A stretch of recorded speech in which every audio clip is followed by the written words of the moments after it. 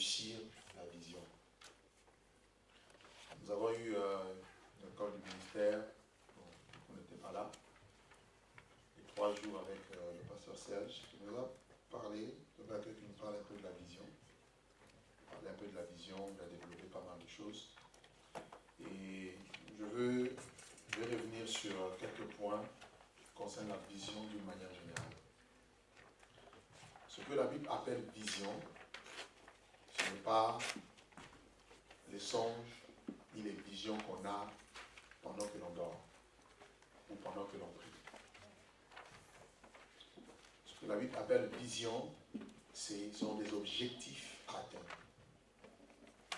C'est des buts qu'il faut atteindre, qui naissent dans le cœur de Dieu et que Dieu dépose dans les vies, dans les cœurs des personnes, afin que ces choses puissent s'accomplir. D'accord?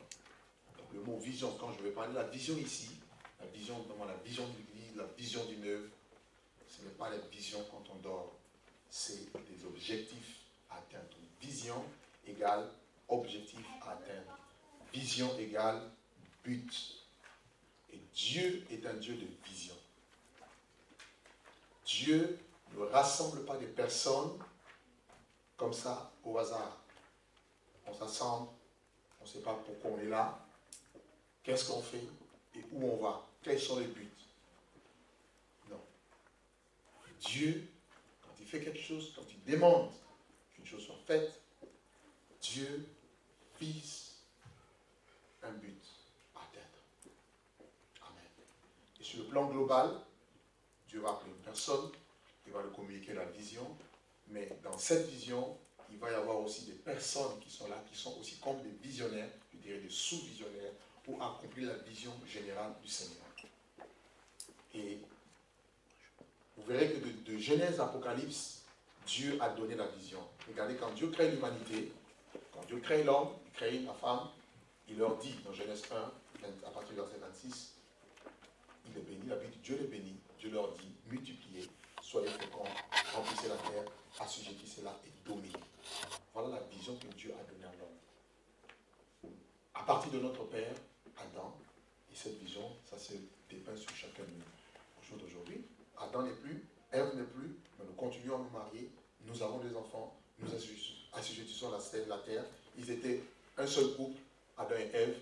Aujourd'hui, il y a 7 milliards d'habitants sur la terre. Vous comprenez? Donc, c'était le plan de Dieu, la vision de Dieu. Dans la vision, vous avez le plan de Dieu.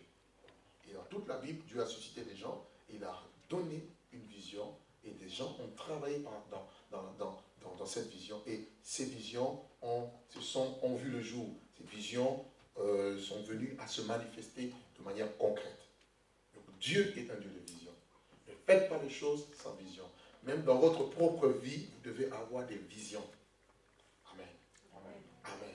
Donc, ayez des visions, ayez des objectifs. D'accord? Avec Dieu, bien sûr. Et c'est comme ça que vous allez voir que vous n'allez pas être inutile, vous n'allez pas tourner en rond, vous allez poursuivre un but que vous allez atteindre. Et il y a eu plusieurs personnes à qui Dieu a donné la vision dans la Bible. Adam, Abraham avait une vision de la part de Dieu.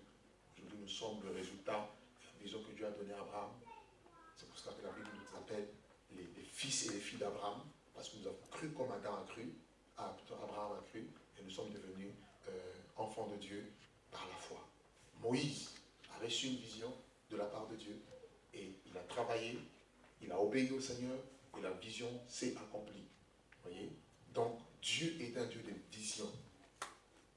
Jésus-Christ lui-même, quand il est venu, la Bible dit qu'il est venu pour faire la volonté de Dieu. Hébreux 10 nous dit que tu n'as voulu ni holocauste, ni sacrifice, mais voici, tu m'as formé un corps. Je viens, ô Dieu, pour faire ta volonté. Il est question de moi dans le livre, dans le rouleau. Donc, Christ n'était pas venu comme ça, comme par hasard, comme, voilà. Non, il est venu parce qu'il y avait un objectif. Dieu voulait atteindre un but. Il pose la question, qui enverrai-je? Qui marchera pour nous? Il dira, me voici, envoie-moi. Il est venu, il a fait l'œuvre du Père, lui-même le dira, ma nourriture est de faire la volonté de celui qui m'a envoyé et d'accomplir son œuvre. révéler le Père aux hommes, et il a accompli son œuvre par sa mort à la croix. La raison pour laquelle aujourd'hui nous pouvons être sauvés, parce qu'un homme a payé le prix. Christ est venu, il a payé le prix, il a respecté la vision, le calendrier, le programme de son Père. Parce que dans la vision, vous avez aussi le calendrier, vous avez aussi le programme que Dieu donne à chaque temps, à chaque époque. Amen. C'est très important. Et le Seigneur va donner une vision, je dirais, globale à l'Église. L'Église, ça je vais parler de l'Église universelle. L'Église corps de Christ. Nous avons une seule vision. C'est pour cela que les chrétiens ne doivent pas être divisés. C'est pour ça que les localités, les églises locales ne doivent jamais se faire la guerre, parce que nous sommes appelés à être unis, pour accomplir le plan de Dieu. Amen. Il y a une seule église devant Dieu. Il n'y a pas deux églises. Une seule. Mais sur le plan local, il y a maintenant des églises différentes par rapport à des localités, par rapport à des sous-visions que Dieu peut donner, des objectifs à atteindre. Voilà pourquoi on peut dire sa résurrection, église Rehoboth, église ceci, église cela. Mais Dieu ne voit pas église cette résurrection. Dieu voit une seule église. Amen. C'est très important de connaître bien ces choses, sinon on risque de tomber dans le piège de l'ennemi. Et la vision de l'église, le Seigneur dit dans Matthieu chapitre 28, le passage que la plupart d'entre nous connaissons, le verset 18 au verset 20, il dira, tout pouvoir m'a été donné dans le ciel et sur la terre. Tout pouvoir m'a été donné dans le ciel et sur la terre. Allez, donc il donne un ordre, allez et faites de toutes les nations des disciples, les baptisant au nom du Père, du Fils et du Saint-Esprit. Voici, je serai avec vous tous les jours jusqu'à la fin du monde. Donc, c'est ce qu'on appelle aussi la grande commission. Ce passage de Matthieu 28, 18 à 20 est aussi appelé la grande commission. Allez, il parle aux 11, parce que Judas est déjà décédé. Il s'est suicidé. Il parle aux 11. Il parle aux apôtres. Il dit, allez, faites de toutes les nations des disciples. Et avant d'aller, avant qu'il ne monte au ciel, dans Acte 1, il leur dira, mais vous recevrez une puissance, le Saint-Esprit survenant sur vous, et vous serez mes témoins. Et là, il donne maintenant le programme, d'abord à Jérusalem, ensuite dans la Samarie, dans la Judée, et jusqu'aux extrémités de la terre. Donc tu ne peux pas aller aux extrémités de la terre tant que tu n'as pas encore commencé à Jérusalem. C'est pour cela que lorsque l'Église est née non en Galilée, mais l'Église est née en Judée, à Jérusalem. Et c'est par la suite que la Samarie a été gagnée, c'est par la suite que la Judée a été gagnée d'autres contrées, et Dieu va susciter Paul pour maintenant amener l'évangile dans les 4 coins du monde, et la plupart des apôtres ont aussi quitté Jérusalem pour aller dans les 4 coins du monde. Vous comprenez? Donc, dans la vision, il y a la notion du temps aussi. Dans la vision, il y a la notion du programme. Dieu a un programme et Dieu se fixe un temps.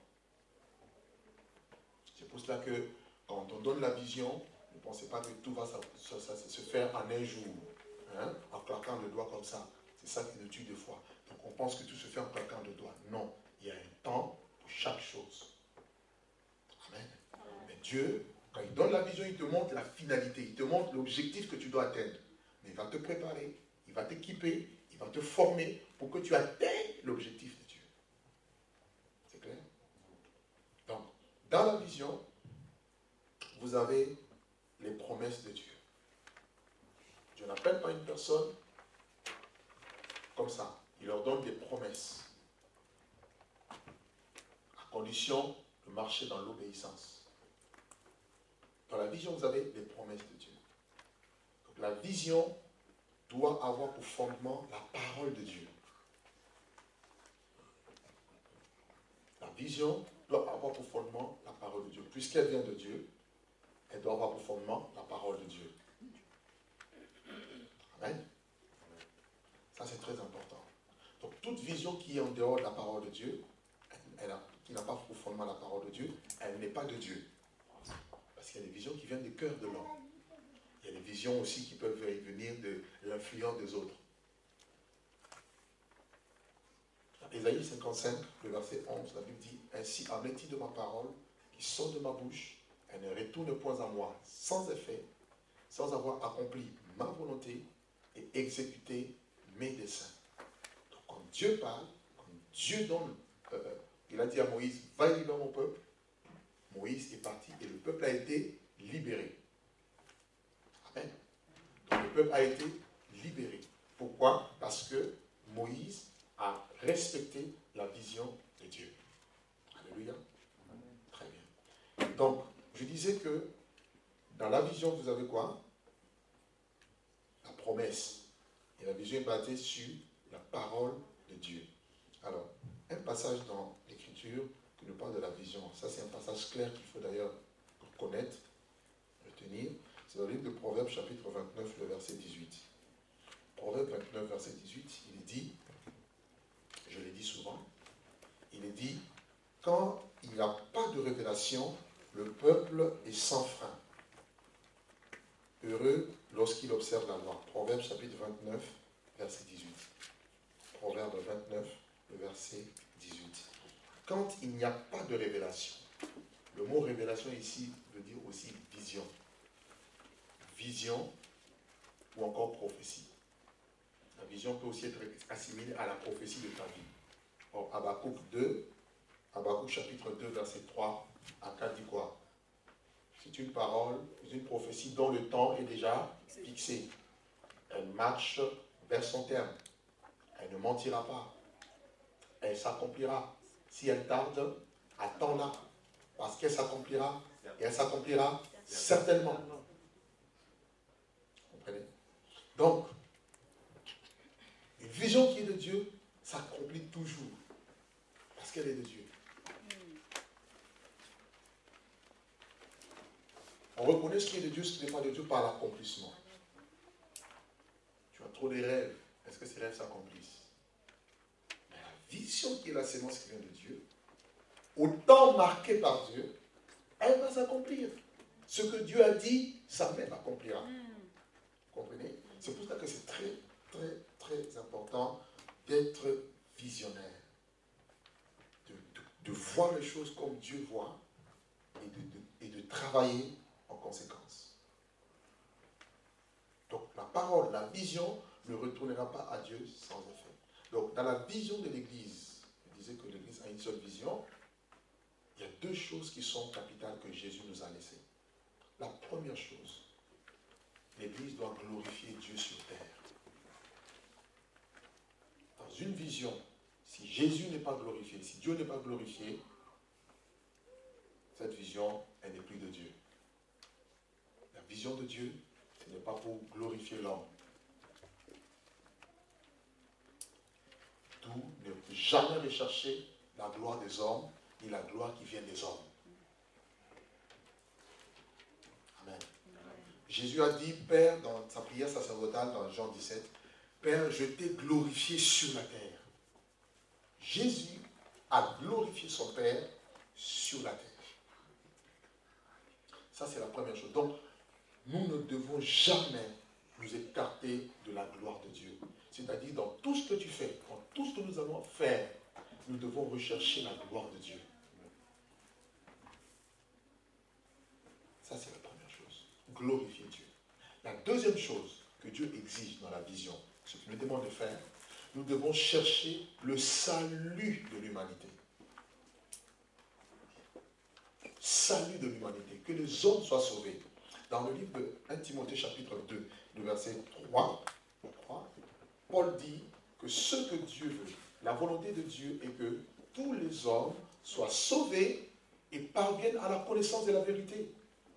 Donc si, au travers d'une vision, les gens ne sont pas sauvés, les gens sont détruits, blessés, cette vision n'est pas de Dieu.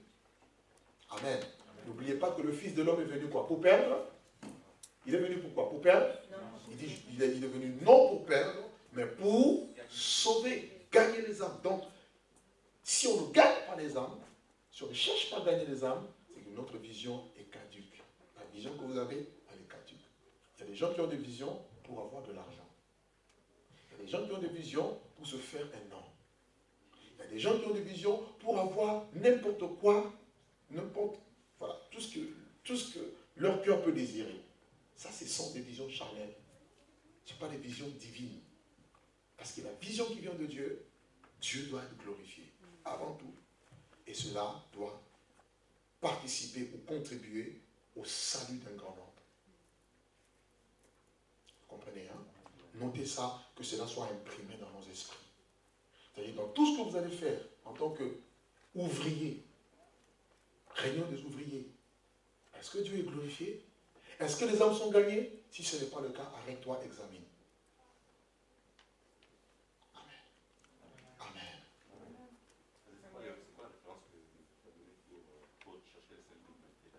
Recherchez le salut de l'humanité. Un verset. Vous pouvez prendre Marc, j'ai donné Matthieu, chapitre 28, 19 à 20. Je vais donner 1 Timothée 2, verset 3. Vous pouvez aussi lire Marc au chapitre 16. Marc, chapitre 16, le verset 15 au verset 20. Marc 16, verset 15 à 20. Le Seigneur dit, puis il leur dit, allez par tout le monde, prêchez la bonne nouvelle à toute la création. Celui qui croira et qui sera baptisé sera sauvé, et celui qui ne croira pas sera condamné. Voici les miracles qui accompagneront ceux qui auront cru. En mon nom, ils chasseront les démons. En mon nom, ils parleront de nouvelles langues. En mon nom, s'ils boivent de breuvages mortels, cela ne leur fera aucun mal.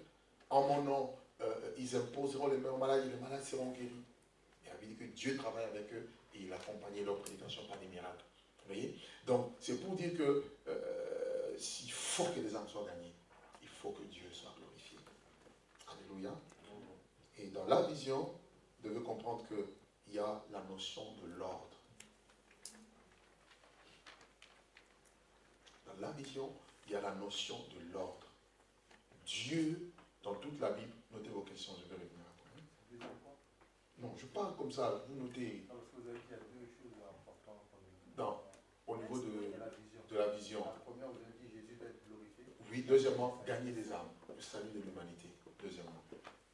Si vous avez des questions, notez-les. Tout à l'heure, vous allez les poser. Alors, je disais qu'il y a la notion de l'ordre. Dans la vision, vous avez la notion de l'ordre. Quand on parle de l'ordre, on voit forcément un leadership. D'accord? Dieu crée l'homme et la femme. Dieu ne donne pas le bâton de commandement à la femme. Il donne le bâton de commandement à l'homme. Pas pour dire que la femme est moins importante ou faible, ou qu'elle doit être écrasée, pour que l'ordre soit maintenu. Là où il n'y a pas l'ordre, il y a le désordre. Et Dieu est un Dieu d'ordre. Et l'ordre de Dieu se voit depuis le commencement. De Genèse Apocalypse, on nous parle d'un Dieu d'ordre. Et dans 1 Corinthiens chapitre 11, le verset 3, Jésus-Christ, il nous parle de l'ordre qu'il doit avoir aussi bien dans la société que dans tout organisme. Il dit, Dieu est le chef de Christ, Christ est le chef de l'homme est le chef de la femme. Donc nous voyons l'ordre. Nous voyons un leadership. Donc celui à qui Dieu donne la vision, il n'est pas le chef.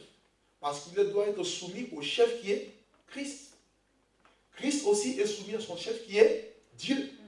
C'est la raison pour laquelle il y a toujours un principe de soumission et un principe d'autorité. Amen.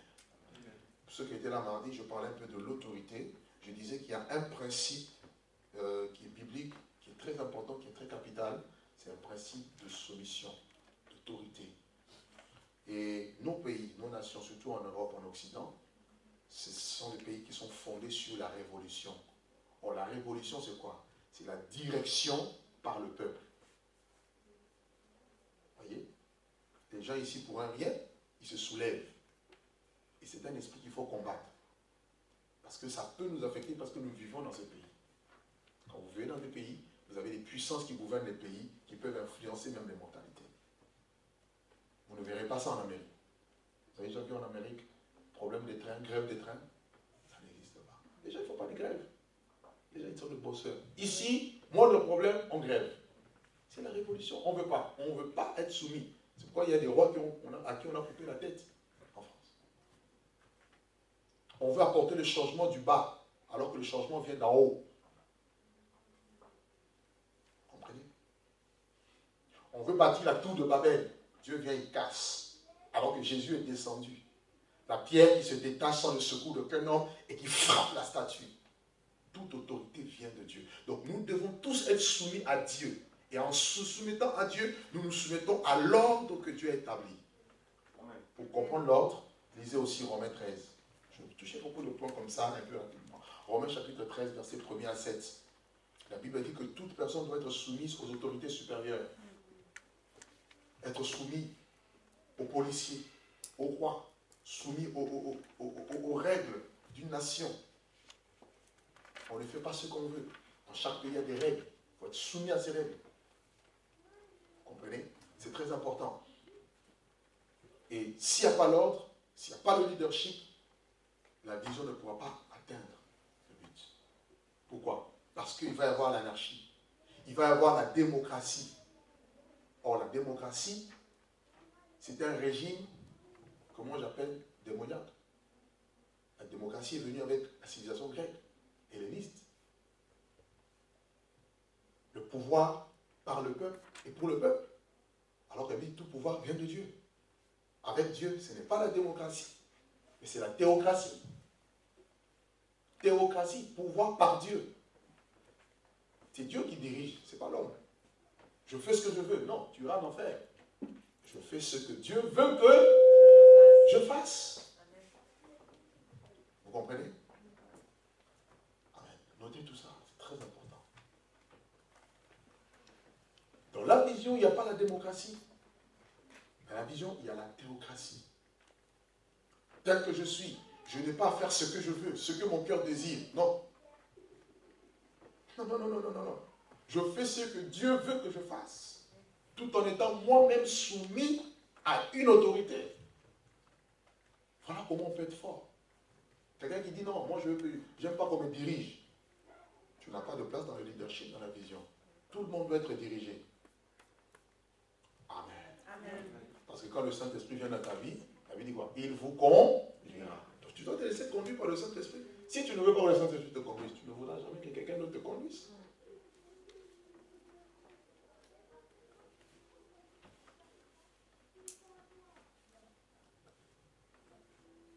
La raison pour laquelle vous verrez que dans le domaine de la vision et du leadership, vous avez le leader et vous avez le groupe, non plutôt l'équipe.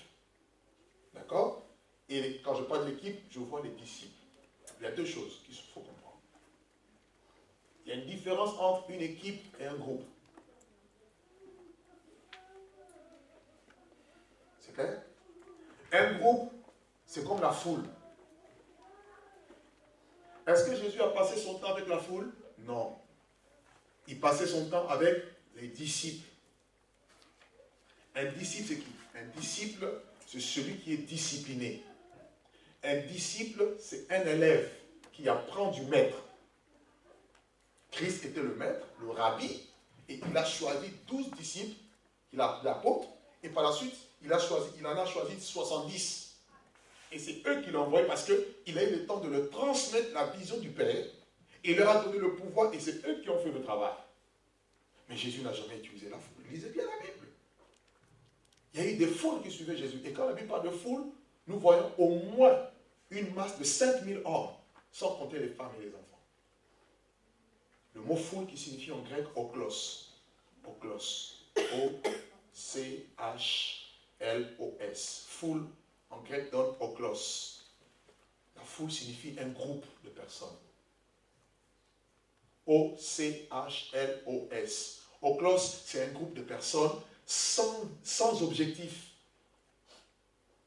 C'est pourquoi il y en a qui suivaient Jésus pour des miracles. Jésus n'est pas venu seulement faire des miracles. Non. Il est venu pour sauver les gens. Tu peux avoir un miracle et ne pas être sauvé. Amen. Les miracles aident à croire. Mais le miracle n'est pas la finalité. Amen. La raison pour laquelle quand Nicodème est venu voir Jésus de nuit, il dit personne ne peut faire ces miracles si Dieu n'est avec lui. Jésus le ramène tout de suite. Si quelqu'un est né de nouveau, il ne peut rentrer dans le royaume de Dieu. Pour dire que le plus grand miracle, c'est d'être sauvé, converti. Ce n'est pas d'avoir une guérison physique. Amen. Vous voyez un peu? Donc on peut sortir de la vision. On pense que s'il y a des miracles, c'est que Dieu est là. Qui vous a dit ça? Parce qu'il y a aussi le démon qui peut faire des faux miracles.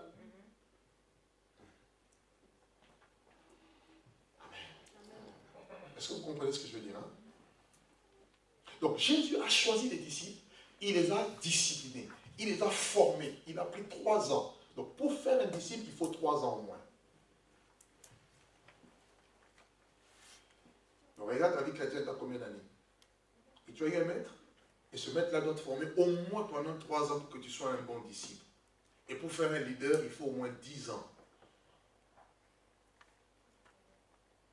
Tu es leader?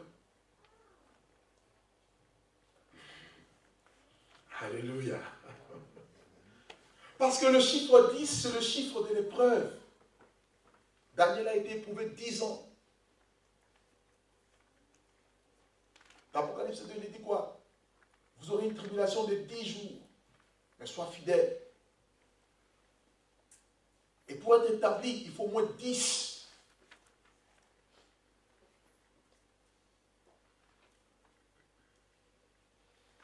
Amen.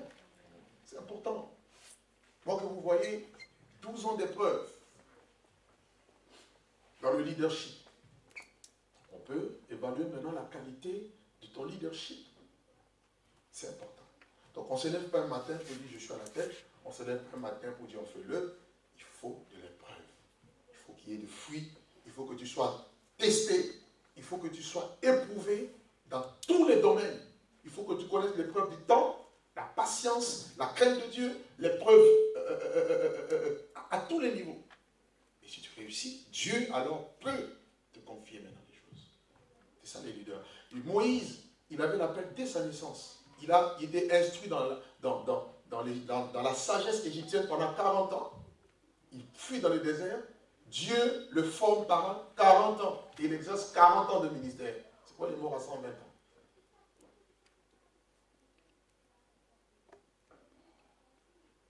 Comprenez? Donc, dans la vision, c'est des choses à savoir. Est-ce qu'on est disciple? Quand on dit disciple, on voit la discipline. Est-ce que je suis discipliné moi-même? Est-ce que je suis discipliné en entraînant les autres? Parce que la différence avec un leader, c'est quoi? Disciple et leader. Un leader, c'est quelqu'un qui va avoir la capacité d'entraîner aussi les autres. C'est ça un leader. C'est quoi dans la vision, vous avez la notion de l'influence.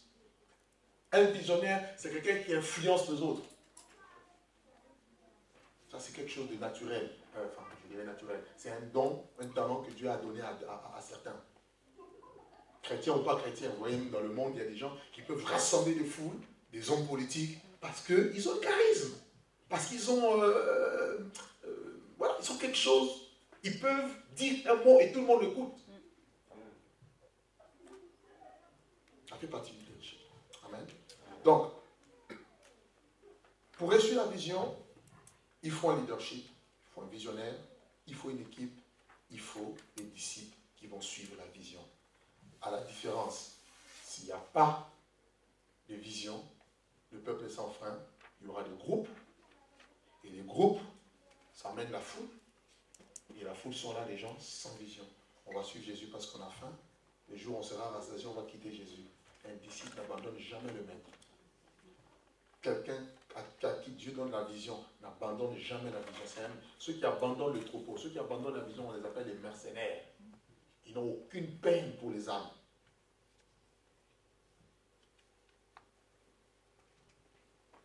Alléluia. Bien. Prenez avec moi 2 textes. Je vais développer 2-3 choses et je nous parlerai un peu des lois du succès spirituel pour que nous réussissions la vision. Et je vais les énumérer.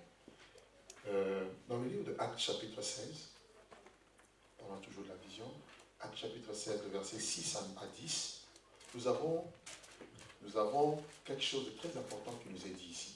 Actes chapitre 16, versets 6 à 10. La parole de Dieu dit ceci. Ayant été empêchés par le Saint-Esprit d'annoncer la parole dans l'Asie, ils traversèrent la Phrygie et le pays de Galatie. Arrivés près de la Mysie, ils se disposaient à entrer en Bithynie, mais l'Esprit de Jésus ne leur permit pas. Ils franchirent alors la Mysie et descendirent à Troie. Et pendant la nuit, Paul eut une vision, un Macédonien lui apparut et lui fit cette prière. Passe à Macédoine et secours-nous. Après cette vision de Paul, nous cherchâmes aussitôt à nous rendre en Macédoine, concluant que le Seigneur nous appelait à y annoncer la bonne nouvelle. Amen. Suivez très bien. Paul, appelé par Dieu. Paul, avec la mission de prêcher l'évangile aux nations, aux gentils. Il avait une vision reçue de Dieu. Le Seigneur lui était apparu et Dieu lui a donné le mandat. Donc, ce qu'il faut comprendre aussi, dans ce qui concerne l'œuvre de Dieu, une église, un ministère qu'on doit commencer, on ne le fait pas parce qu'on a envie de le faire. On ne le fait pas parce que les autres nous demandent de le faire, mais on le fait parce que nous recevons un mandat de Dieu. Or, le mandat c'est quoi? Le mandat c'est la permission d'agir. Dieu, il te donne la permission. C'est-à-dire dans le mandat, tu auras l'onction, tu auras l'autorité, tu auras le message, tu auras les dons spirituels, les capacités spirituelles nécessaires pour réussir le travail. Donc tout ça, ça se retrouve dans le mandat. Et dans le mandat, tu connaîtras aussi tes limites. Moi, je connais mes limites. Je sais que là, je suis limité. Je sais que ça, c'est mon terrain, ça, ce n'est pas mon terrain. C'est comme si tu exerçais dans une juridiction. Tu sais que ça, c'est ma juridiction, ça, je ne suis plus dans mon domaine. Et quand tu n'es pas dans ton domaine, le diable peut t'attraper. C'est quand vous voyez des gens, ils se lèvent, on va parler comme ça en Côte d'Ivoire, un monsieur, un frère, un chrétien, il se lève, un pasteur, pardon, il s'est levé, lui il a dit, Dieu m'a envoyé d'aller prêcher dans les boîtes de nuit. Il est parti sur la rue Princesse, à Yopougon. Bah, il prêche. Au jour d'aujourd'hui, le pasteur a été prêché par le boîte de nuit. Il est devenu un... Pourquoi? Il n'avait pas eu le mandat. Il y a des gens qui se lèvent aujourd'hui, oui, Dieu m'a dit, je dois marcher sur les eaux, je veux ceci. Tu vas partir, mais Dieu ne t'a pas dit de faire ça. C'est ton zèle ne te donne pas je dirais, la permission de faire des choses que Dieu ne t'a pas dit de faire. Amen. C'est pour cela qu'il ne faut pas avoir un zèle amer. Vous comprenez? N'ayez pas un zèle amer. Ne pensons pas que vous êtes déjà au paroxysme de la spiritualité ou arrivé déjà au ciel. Tu es ici. Tu es sur terre. Alléluia. Alléluia. Donc c'est très important. Paul avait une vision. Alors ils arrivent à un certain endroit, alors que Dieu lui avait dit de faire ça, de prêcher. Mais il va aller là, le Saint-Esprit l'empêche. Il n'arrive pas. Il va là, il commence à tâtonner. Il y a des moments même dans la vision où vous pouvez tâtonner. Vous êtes là, vous priez, mais c'est comme si Dieu ne vous donne pas une orientation claire. Il tâtonne là. Il va dans cette vie, il tâtonne. Il va là, il tâtonne. Jusqu'à un moment où, regardez au verset 9, la Bible dit, pendant la nuit, Paul aura une vision. Dieu va lui donner une vision claire. Et un Macédonien lui disait, lui fit cette prière, passe en Macédoine et secours-nous. Donc, il reçoit une vision d'aller maintenant prêcher de manière précise, où ça? En Macédoine. Qui a eu la vision? Non, qui a eu la vision? C'est Paul qui eut la vision. Et regardez le verset 10, il a dit quoi? Après cette vision de Paul, nous cherchâmes aussitôt à nous rendre en Macédoine, concluant que le Seigneur nous appelait à annoncer la bonne nouvelle. C'est Paul qui a eu la vision. Mais qui a décidé de partir? Nous, c'est qui? L'équipe. Amen. Amen. Parlons de la vision. C'est Paul qui reçoit la vision. L'auteur de Actes, c'est qui? C'est Luc, qui était médecin, un disciple aussi. Il était dans l'équipe de Paul. Donc Paul reçoit la vision, il dit, bon, maintenant nous partons en Macédoine. Il n'y en a pas eu des gens qui ont dit, ah Paul, tu sais, nous on n'a pas reçu ça. Voilà l'esprit francophone. Nous on n'a pas reçu ça. Alléluia. Alléluia. Alors si je vois ça ici, je vais allumer la personne. Non! Parce que Dieu est un Dieu de vision, d'objectif. C'est pour ça que les leaders doivent faire attention pour ne pas se tromper. Quand tu te trompes une fois, 2 fois, 3 fois, 4 fois, 10 fois, tu perds après la crédibilité aussi. Nous sommes d'accord? Mais là, ils avaient une orientation claire. Paul a eu une orientation, un Macédonien, il a compris que non, Dieu veut qu'on aille en Macédoine. Il a partagé la vision, Dieu veut qu'on aille en Macédoine. Tout le monde se met en accord. C'est là que nous comprenons que la vision crée la motivation. Notez-le bien, la vision crée la motivation de l'équipe. La vision crée la motivation et la vision crée aussi l'unité.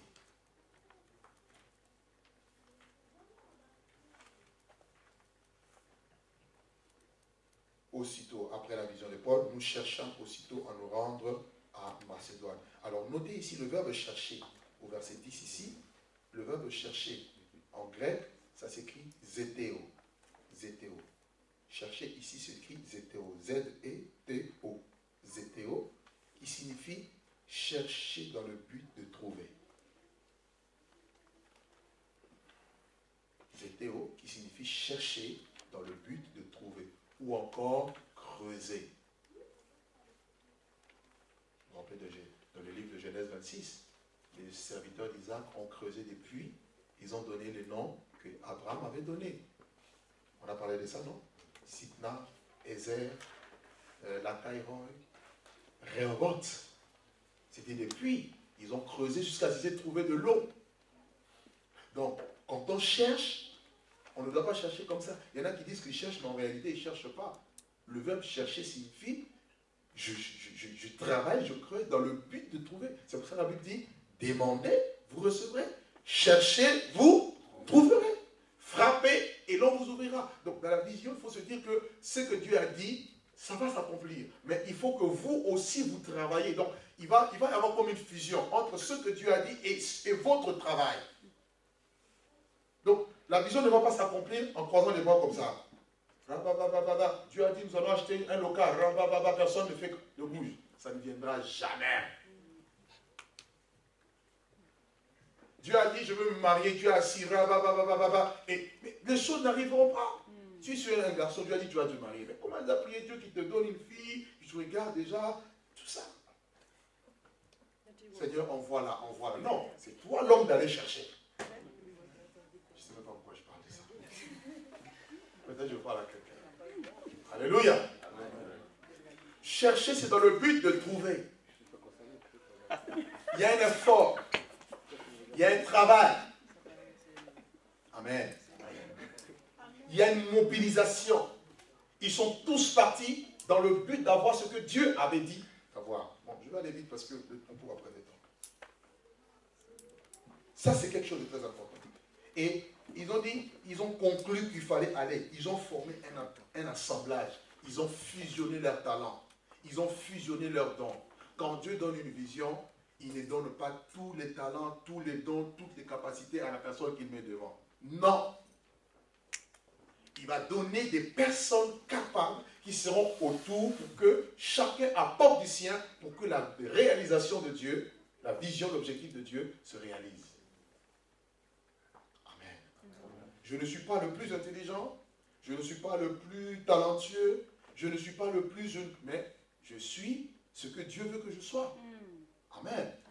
Ayant l'objectif de Dieu, la direction que Dieu veut qu'on puisse en prêter. Sinon, il faut que chacun mette du sien pour la réalisation de l'édifice. Un architecte, ce n'est pas celui qui construit la maison. Un architecte conçoit le plan et tout le corps de métier arrive. Il y a des maçons, il y a des électriciens, il y a des plombiers, il y a de ceci, il y a des peintres et tout le monde travaille et après on dit waouh, quel édifice. Donc, un leader, c'est comme un architecte qui doit savoir détecter. Toi, Dieu t'appelle dans ça. On va te former, on va t'encourager pour que tu serves Dieu. Et dans ton service, tout le monde est édifié. Et c'est comme ça que chaque pierre fait un assemblage. On peut dire qu'on est dans un bâtiment parce qu'il y a eu plusieurs briques qui ont fait qu'il y ait ce mur. Chacun a mis du sien. C'est pour cela qu'il faut la considération des autres. Alléluia. Ça, il faut noter. Il faut la considération. Ne pensez pas que sans vous, Dieu ne fera rien ou que l'œuvre se fera qu'avec vous. Non. Imaginez que dans cette église, il n'y a plus de personne, tout le monde part. Quel ministère je vais faire? Alléluia.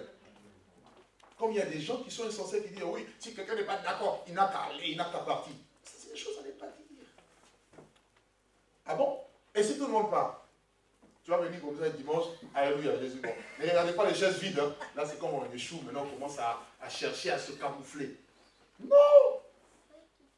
Amen. Amen. J'ai l'habitude de dire que l'œuvre de Dieu ne décroît pas. L'œuvre de Dieu croît. Et quand il commence à avoir une décroissance, arrêtons-nous, posons-nous les bonnes questions. Et ne cherchons pas à justifier notre vie. Cherchons à voir où est-ce que ça ne va pas. Être honnête avec soi-même. Alléluia. Alléluia. C'est pour ça que quand ça ne va pas, un bon leader, qu'est-ce qu'il fait? Il s'examine d'abord lui-même pour voir où est-ce qu'il a failli. S'il y avait une erreur, il se répand, il rétablit, il corrige et après on avance. N'oubliez pas que l'humilité précède la gloire. Amen. Ça, c'est la première chose que je voulais, une chose que je voulais voir dans la vision. Et autre chose dans la vision, il faut savoir, il faut considérer la vision comme une sémence. Je donne dans le livre de Luc, chapitre 8, vous allez lire à la maison, la parabole du semeur et des terres. Il dit que le semeur est sorti, il a semé, une partie tomba le long du chemin, une autre dans les endroits pierreux, une autre partie tomba parmi les épines, et une dernière partie tomba où? Dans la bonne terre. Et quelle est la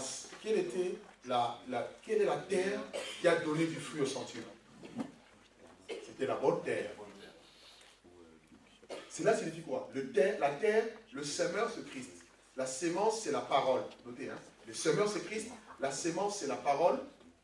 Ou encore la vision. Parce que je disais qu'il y a la vision dans la parole de Dieu. Donc, le semeur, c'est Christ. La sémence, c'est la parole de Dieu, c'est la vision. Mais tu peux avoir une bonne vision. Mais si tu n'es pas une bonne terre, la vision ne produira pas. Et c'est là que je vais insister un peu. Dieu veut que nous puissions être des bonnes terres. Donc, en tant qu'équipe, équipier et ouvrier avec Dieu, demande à Dieu d'être une bonne terre. Parce que l'œuvre de Dieu dépend et de Dieu et de toi. Parce que si tu ne laisses pas Dieu la possibilité d'agir, il n'agira pas. La raison pour laquelle on peut se poser la question, mais comment ça se fait qu'on prêche de puissants messages? D'autres sont touchés, d'autres non. La Bible dit que la parole leur a été donnée à tous. Mais à certains, ceux qui n'ont pas cru, la parole ne leur servit de rien. Parce qu'ils ne trouvent pas la foi en eux. Alléluia. Donc, ça c'est quelque chose de très important à savoir. Est-ce que tu es une bonne terre? La terre que tu es ne doit pas avoir des épines. Les épines représentent les soucis de la vie, les inquiétudes. Les épines représentent l'amour du monde. Est-ce que la terre que tu es est un endroit, est une terre rocailleuse? Or, les rochers, les rocs, les petites pierres là, représentent l'incrédulité. Il y a des gens qui croient juste pour un temps.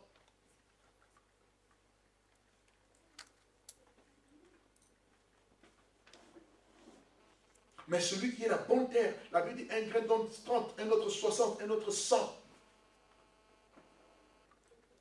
Et Dieu, dans la Bible, veut multiplier les semences qu'il donne en nous, il met en nous par 100. Lisez l'Ancien Testament, lisez le Nouveau Testament. Amen. Amen. Être la bonne terre. Être... Bon, je vais essayer de développer ça tout à l'heure. C'est pour ça que vous allez voir que tous ceux qui ont été disposés, tous ceux qui ont consacré leur vie, qui ont semé leur vie, qui ont été comme les bonnes terres, ils ont vu. Aujourd'hui, comme je disais, nous sommes le fruit de ce que Dieu avait dit à Abraham. Aussi bien les Juifs, par Isaac, selon la chair, que nous, par Christ, selon la promesse. Est-ce que vous pouvez compter le nombre de Juifs sur la terre? Est-ce que vous pouvez compter le nombre de chrétiens sur la terre? Ils sont nombreux. Ça prouve que ce que Dieu avait dit, Samuel a accompli même des années après. Alléluia. Il faut noter aussi, notez bien, la vision ne doit jamais mourir à la mort du visionnaire. Au contraire. La vision ne doit jamais mourir à la mort du visionnaire. cela que un bon leader, c'est celui qui va transmettre la vision fidèlement pour que d'autres puissent être capables de travailler.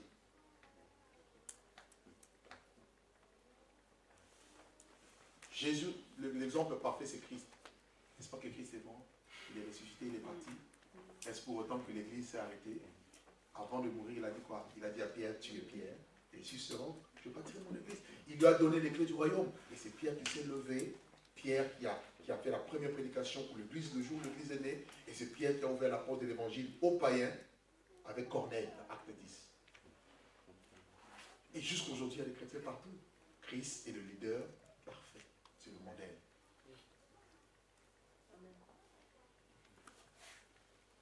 Au temps de Gamaliel, il y a eu des gens qui se sont levés. Et Gamaliel a parlé dans Acte 5. Au point où Gamaliel dira, si c'est œuvre de Dieu, elle résistera. Mais si elle est des hommes, elle va s'arrêter. Donc il ne faut pas que l'œuvre meure à la mort du leader. Pour continuer, il doit continuer. Ça, c'est un point. Un autre point que j'aimerais évoquer rapidement, avant de parler des lois du succès, ici dans la vision, il faut comprendre que la vision qui vient de Dieu, elle dépasse vos capacités. Si une vision, vous pouvez la réussir avec vos moyens, c'est qu'elle n'est pas de Dieu. La vision qui vient de Dieu dépasse vos capacités, dépasse votre entendement. Vous ne pouvez pas accomplir une vision de Dieu avec vos moyens humains.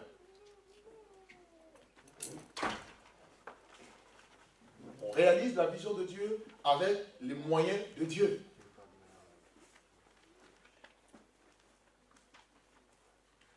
C'est pour ça que l'œuvre de Dieu, pour faire l'œuvre de Dieu, il faut l'onction du Saint-Esprit.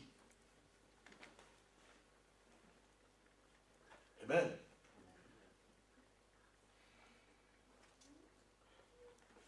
Vous lirez à la maison, Exode 31, 1 à 5, par là. Dieu appelle Moïse, Dieu lui dit que j'ai oint Bethléem pour travailler l'or, l'argent dans le tabernacle. Bethléem a fait des choses terribles. Moi, je suis allé en Israël, j'ai vu la menorah, j'ai vu ce qui a été fait au temps de Bethléem. Ça veut dire qu'il a fait le chandelier, la menorah, sans... Il n'y a pas eu de soudure. Il n'y a pas eu une pièce qui est venue se souder à l'autre. Si vous voyez ce travail, même le plus grand artiste actuel ne peut pas réaliser ça. C'est la preuve certaine que Bethléem avait reçu l'onction. Et l'onction, c'est quoi? L'onction, vous notez, ce n'est pas quand on fait tomber des gens. Alors, sinon on risque de croire que d'ici un dimanche, les gens ne tombent pas dans ces jours-là, il n'y a pas l'onction. Donc l'onction, c'est quand... Non, c'est pas ça l'onction. Ou l'onction, quand tu pries, tu dois être secoué. Non. Tu peux être secoué, mais ça peut être ta chair. L'onction, c'est la capacité surnaturelle d'accomplir l'œuvre de Dieu. C'est ça l'onction. L'onction, c'est la capacité surnaturelle d'accomplir l'œuvre de Dieu. Puisque l'œuvre de Dieu est surnaturelle, Dieu est esprit, Dieu est surnaturel, vous ne pouvez pas le servir avec vos moyens physiques. Tu ne peux pas servir Dieu avec tes petits talents, ta petite intelligence. Tu as besoin de l'onction. 2 Corinthiens, chapitre 3, le verset 5. Allons-y un peu vite. 2 Corinthiens, chapitre 3, le verset 5. La parole de Dieu dit que Paul dit, ce n'est pas à dire par nous-mêmes. Ce n'est pas que, ce n'est pas à dire que nous soyons capables par nous-mêmes, c'est ça? Vous avez trouvé 2 Corinthiens chapitre 3, le verset 5. Ce n'est pas à dire que nous soyons par nous-mêmes capables de concevoir quelque chose comme venant de nous-mêmes. Notre capacité, au contraire, vient de Dieu. Donc la capacité que Dieu donne pour faire l'œuvre de Dieu, c'est ce qu'on appelle l'onction. L'onction vous rend capable.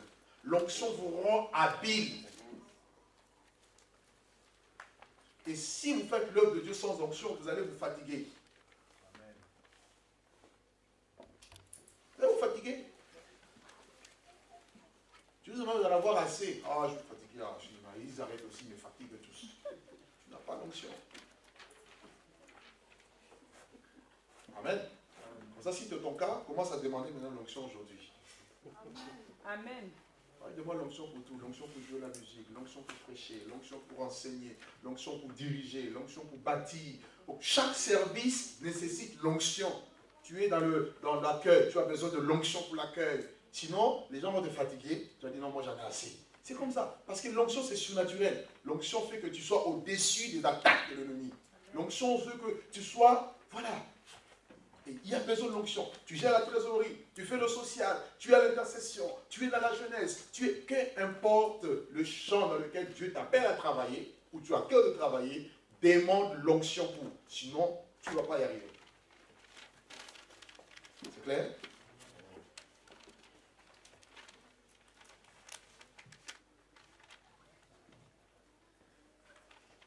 Jésus a choisi des simples pêcheurs. Pierre, il n'avait aucune expérience dans l'œuvre de Dieu, dans le leadership. Mais c'est lui à qui Dieu a donné les clés. Parce que Dieu l'a rendu capable.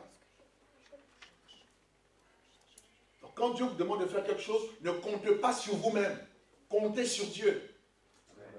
Sinon, je peux vous dire faire ça. Ah non, moi je ne suis pas capable. Non, non, non, non. Dans le service, dans la vision, il faut comprendre que chacun, n'en met pas, alléluia, que chacun a un rôle à jouer. Et dans le rôle à jouer, il faut demander l'onction. L'onction va vous perfectionner.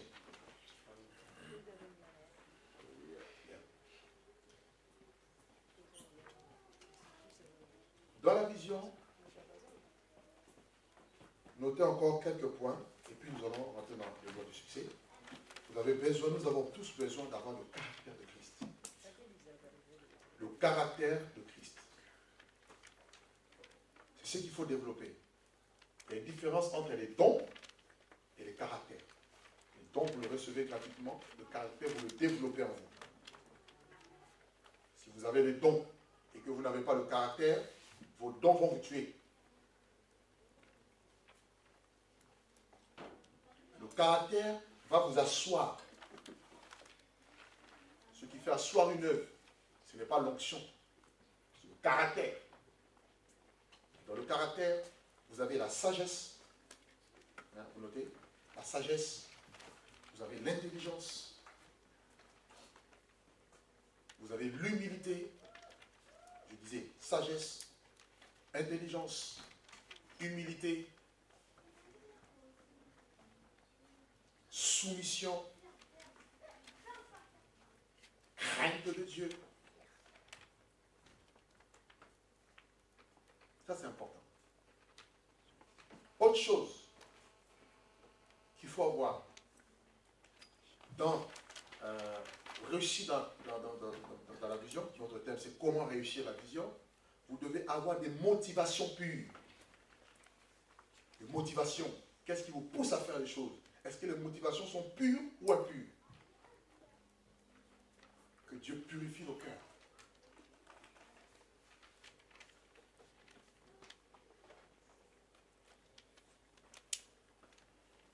Les motivations. Ne pas avoir un zèle amer ou un zèle excessif.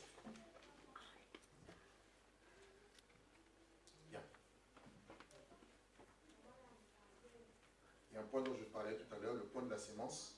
Je le parlais pendant les lois.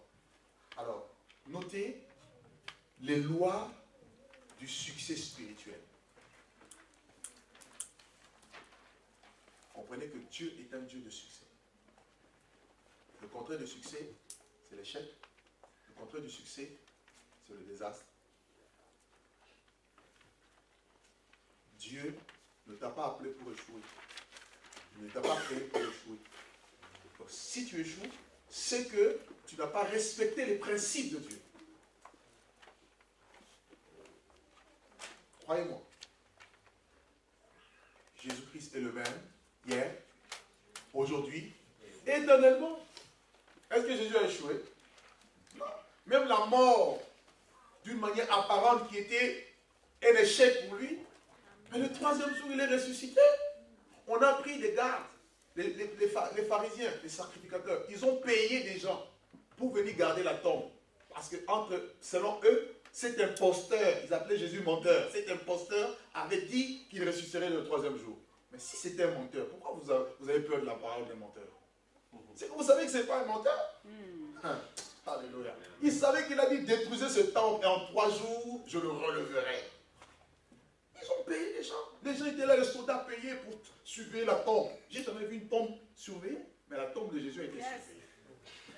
Mais malgré la surveillance de ces soldats, la Bible dit le 3e jour, la terre a tremblé. Les soldats, même, regardez quand les femmes sont venues à la tombe, ils avaient peur. Ils ne parlaient plus tellement qu'ils étaient remplis d'épouvante.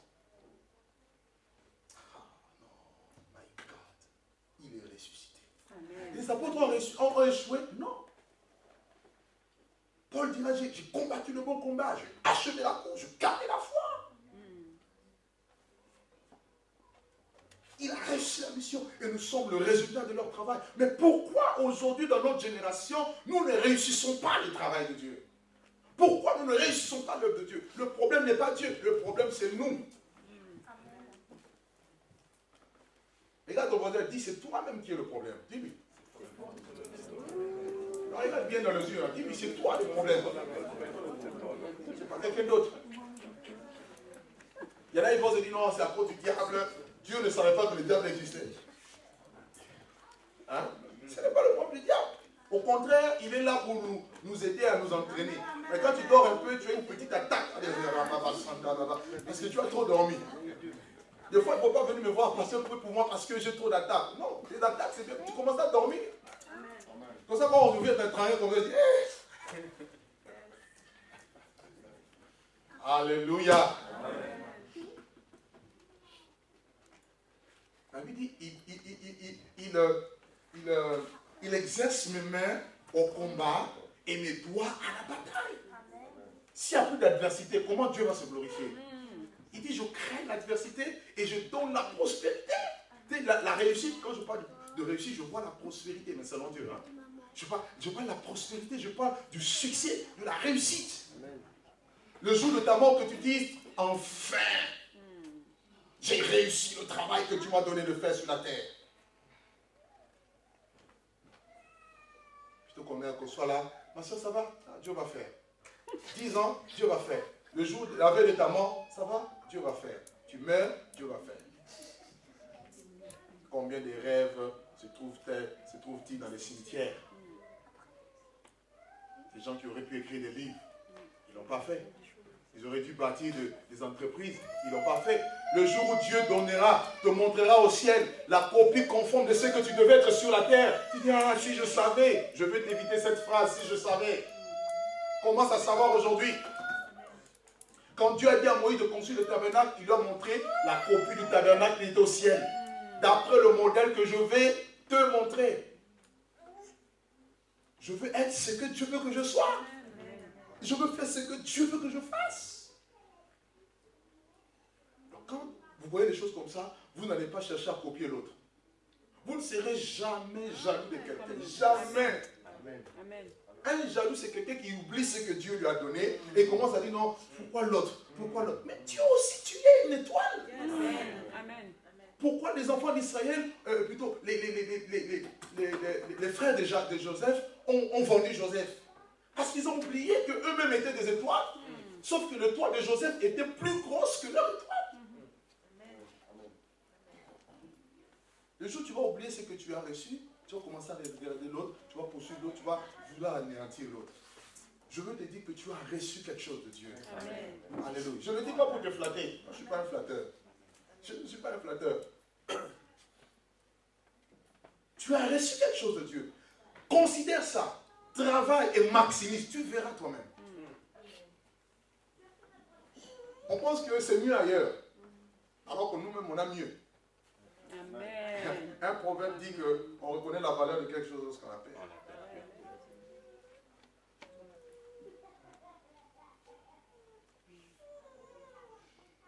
Alors, n'attends pas de perdre ou pleurer et réaliser que tu avais aussi reçu quelque chose. Chacun de nous a reçu quelque chose. Amen. Ça, je vous dis la vérité. Et ce que vous avez reçu, c'est des richesses enfouies. Peut-être que vous ignorez. Si vous l'ignorez, commencez à demander à Dieu de vous le révéler. Amen. Amen. Et faites-lui confiance et commencez à travailler. Alors, pas une prédication, c'est un enseignement.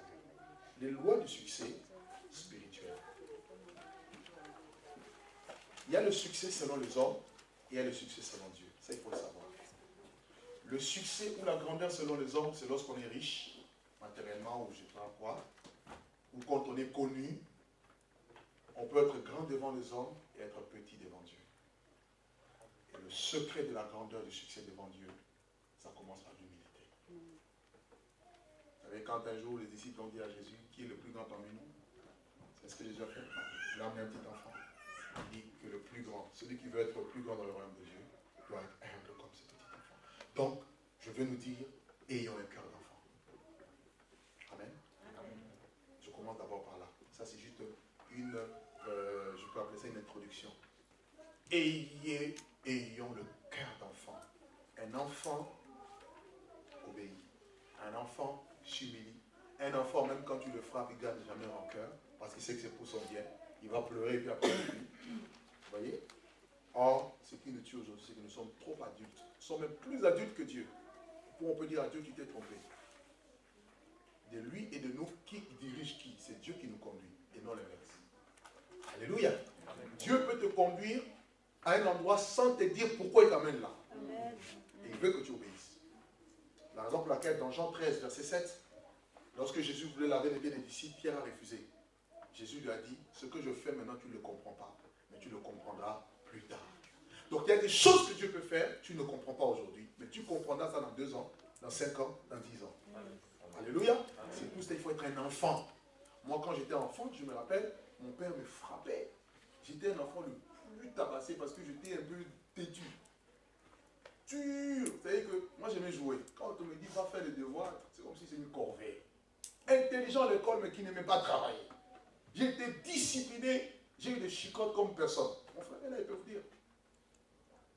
Mais je suis aussi la personne qui fait beaucoup la joie de mon père au jour d'aujourd'hui. Parce qu'il dit vraiment, s'il n'y a pas un enfant, je vais taper comme toi. Nous sommes 12. Et ces 12 là, tu m'as fait souffrir. Mais aujourd'hui, je vois le fruit. Pourquoi? Parce qu'il fallait que j'acquérisse une certaine discipline. Savoir faire la part des choses. Je n'ai trop traîné à gauche, à droite. Il me disait non, il ne faut jamais traîner à gauche, à droite. Un homme doit avoir des objectifs. Il m'a inculqué quelque chose. Aujourd'hui, qui m'a aidé. J'aurais pu faire ce que je voulais à l'époque. Je serais voyou. Peut-être qu'on ne se serait pas connu aujourd'hui. Parce que quelqu'un a décelé quelque chose en moi, il m'a donné une éducation. Je suis aujourd'hui ce que je suis. Pareil dans le domaine spirituel. J'ai reçu l'éducation. Donc on ne tombe pas du ciel comme ça. Ou bien, on ne tombe pas du ciel. Maintenant, si on n'a pas le cœur d'enfant, lorsqu'on viendra vous corriger, vous allez dire quoi? Il se prend pour qui? Même si vous ne le dites pas, peut-être dans votre cœur, il se prend pour qui? Mais Dieu voit vos cœurs. Tu t'empêches toi-même d'avancer. Alléluia. On vient te corriger. Ah mais non, mais oui, il exagère. Ah, tu te bloques toi-même. C'est pour ça que je parle de secret et je commence par l'humilité. L'humilité, si tu es humblement positionné au pied du Seigneur, tu vas voir ce que Dieu va faire. L'élévation ne dépend pas de combien d'années tu es dans la foi. Elle dépend de la capacité de te soumettre à Dieu. Amen. Amen. Première loi. Et je vais insister encore que les lois du Seigneur sont des lois immuables, éternelles. Elles ne changent pas. Vous ne pouvez pas changer les lois que Dieu a établies. Priez comme vous voulez. Il va y avoir un jour, un matin, il y aura un soir. Quelqu'un peut prier pour que la nuit ne tombe pas? Les prières sont caduques. Nous sommes d'accord? Bon, toi tu veux, on t'a donné un champ, un champ. Tu veux avoir du cacao. Tu sèmes rien. Tu penses que tu vas avoir du cacao? Tu as beau prier, tu peux rêver, ça ne viendra jamais. Donc il y a des lois comme ça que Dieu a établies. Et nous devons respecter ces lois. Il y en a plusieurs. Et j'ai juste pris 12 lois. Je vais essayer d'aller rapidement. J'ai déjà beaucoup parlé. Qui peuvent nous aider dans la mission. La première loi, vous notez, il faut chercher Dieu et travailler de tout son cœur. Chercher Dieu et travailler de tout son cœur. 2 Chroniques chapitre 31, du verset 20 à 21, vous pouvez noter. Je vais lire pour vous. 2 Chroniques chapitre 31, du verset 20 au verset 21. Deutéronome chapitre 31, verset 20, verset 21. La Bible dit, voilà ce que fit Ézéchias dans tout Juda. Il fit ce qui est bien, ce qui est droit, ce qui est vrai devant l'Éternel son Dieu. Il agit par la suite de tout son cœur et il réussit. Et il réussit dans tout ce qu'il entreprit en recherchant son Dieu pour le service de la maison de Dieu, pour la loi et pour les commandements. Vous avez lu l'histoire du roi Ézéchias, un roi qui était selon le cœur de Dieu. Mais la Bible dit, avant que Dieu ne lui donne du succès, il a d'abord cherché Dieu et il a travaillé. Si vous ne cherchez pas Dieu, vous n'aurez pas de succès. Et si vous ne travaillez pas, vous n'aurez pas non plus du succès. Amen. Amen. Sachez que tout travail, d'après Proverbe, produit de l'abondance. Alléluia. Amen. Ça, c'est la première loi. Donc, ce qu'il faut faire, c'est quoi? Il faut définir, il faut que chacun définisse ses objectifs, je dirais ses priorités avec Dieu. Quelles sont tes priorités dans le service? On te donne un travail à faire. Ça peut être dans l'église. Fais ça. Tu dois travailler. N'attends pas que l'homme de Dieu vienne encore te dire, bon, il faut faire ça, il faut faire ça, il faut faire ça. Cherche Dieu pour savoir l'orientation. Nous avons une vision globale qui est là. Maintenant, chacun doit travailler pour que cette vision s'accomplisse. Amen. Chacun dans son élan, chacun dans son domaine, tout ça. Donc, il faut chercher Dieu dans la prière. Deuxièmement, il faut commencer à travailler. Un travail s'organise. Un travail se structure. Dans un travail, on donne des objectifs à atteindre et on se donne les moyens pour réaliser ce travail. Et ensuite, vous allez voir.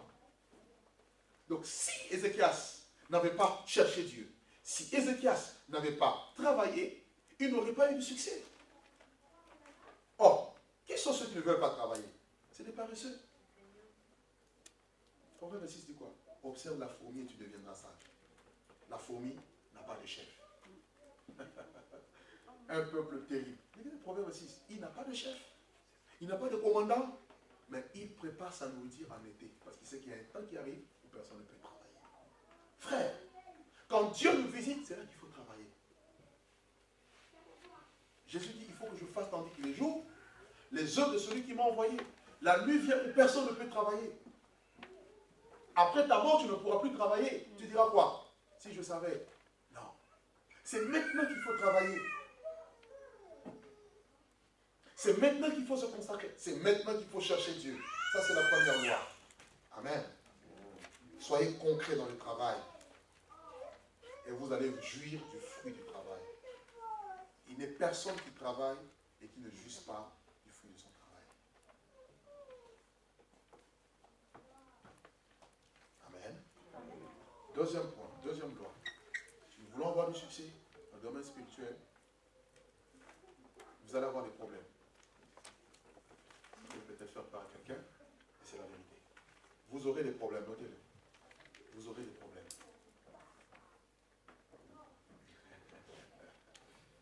Qu'est-ce qu'il veut nous dire? On ne quitte pas chez nous pour avoir des problèmes. Oui, tu quittes aussi pour avoir des problèmes. Si Jésus a eu des problèmes, tu auras aussi des problèmes. Jean chapitre 16, le verset 33. Jésus dit quoi? Jean 16, 33. Vous aurez des tribulations dans le monde. Jésus n'a pas dit j'ai prié pour vous pour les enlever. Il dit prenez courage.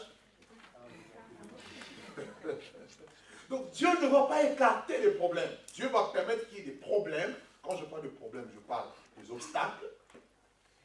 Je parle des difficultés que vous devez rencontrer. Donc dans chaque domaine du travail, il y a des difficultés. Ne soyez pas des personnes qui sont face aux difficultés, on abandonne. Ou quand on est en face aux difficultés, on cherche le pasteur. Mais non, ça c'est le domaine du pasteur. Non, vous devez maintenant savoir comment résoudre vos problèmes vous-même. C'est clair? C'est clair? Ça c'est dans la vision. Vous devez arriver à la maturité. C'est fini la béquille du pasteur, ça va pas? Bon, le pasteur. Hein? On a mangé, le pasteur. On a dormi, le pasteur. On a rêvé, le pasteur. On se lave, on pense au pasteur. Non. Alléluia. Vous pouvez rigoler, mais je suis sérieux dans ce que je suis en train de dire. Cela signifie quoi? Vous allez avoir des problèmes, certainement. Vous allez rencontrer des obstacles. les situations difficiles, tout ça, vous devez comprendre que c'est dans ces moments-là que Dieu va vous faire mûrir. Amen. Les problèmes ne viennent pas pour vous étouffer, pour vous détruire, mais les problèmes viennent pour vous aider à grandir. Il y en a ici qui peuvent dire, Seigneur, je veux grandir. Mais quand maintenant Dieu amène des problèmes, elle se fâche. Et tu as demandé à Dieu. C'est comme si je demande à Dieu, Seigneur, que ma foi augmente. Ça, c'est une prière que Dieu aime. Donc Dieu va te mettre maintenant devant des problèmes. Pour que ta foi soit manifestée. Les apôtres ont dit au Seigneur, augmente la foi. Jésus n'a pas dit, ok, bon, venez, je vous impose les mains, recevez une dose supérieure de foi. Non, il dit, traversons. C'est dans la traversée qu'il y a eu la tempête. Pierre, un grand pécheur, il a pleuré de toutes ses tripes. Nous périssons. Un pécheur expérimenté. Jusqu'à ce que Jésus se lève, il se calme la tempête. Alléluia. Je veux dire par là quoi? Qu'est-ce que je veux dire? Je veux dire que nous avons Dieu avec nous. Donc quand Dieu permet des problèmes, c'est qu'il y a une solution. Amen. Amen. Regarde, on va le dire, il y a une solution. Donc n'ayez pas peur des problèmes.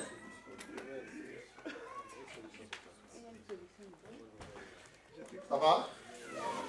Ça va, non? Vous devez être des leaders forts. Un leader face à un problème.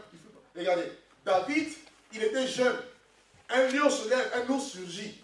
Il veut détruire le troupeau. Non, David, certainement, il a eu peur. Mais il s'est dit, non, je suis un berger. Un berger n'abandonne jamais ses troupeaux. Moi, je vais fuir et puis le lion va tuer les troupeaux. Jamais. Il a tué le lion, il a tué l'ours. C'est ce qui lui a donné l'assurance devant Goliath.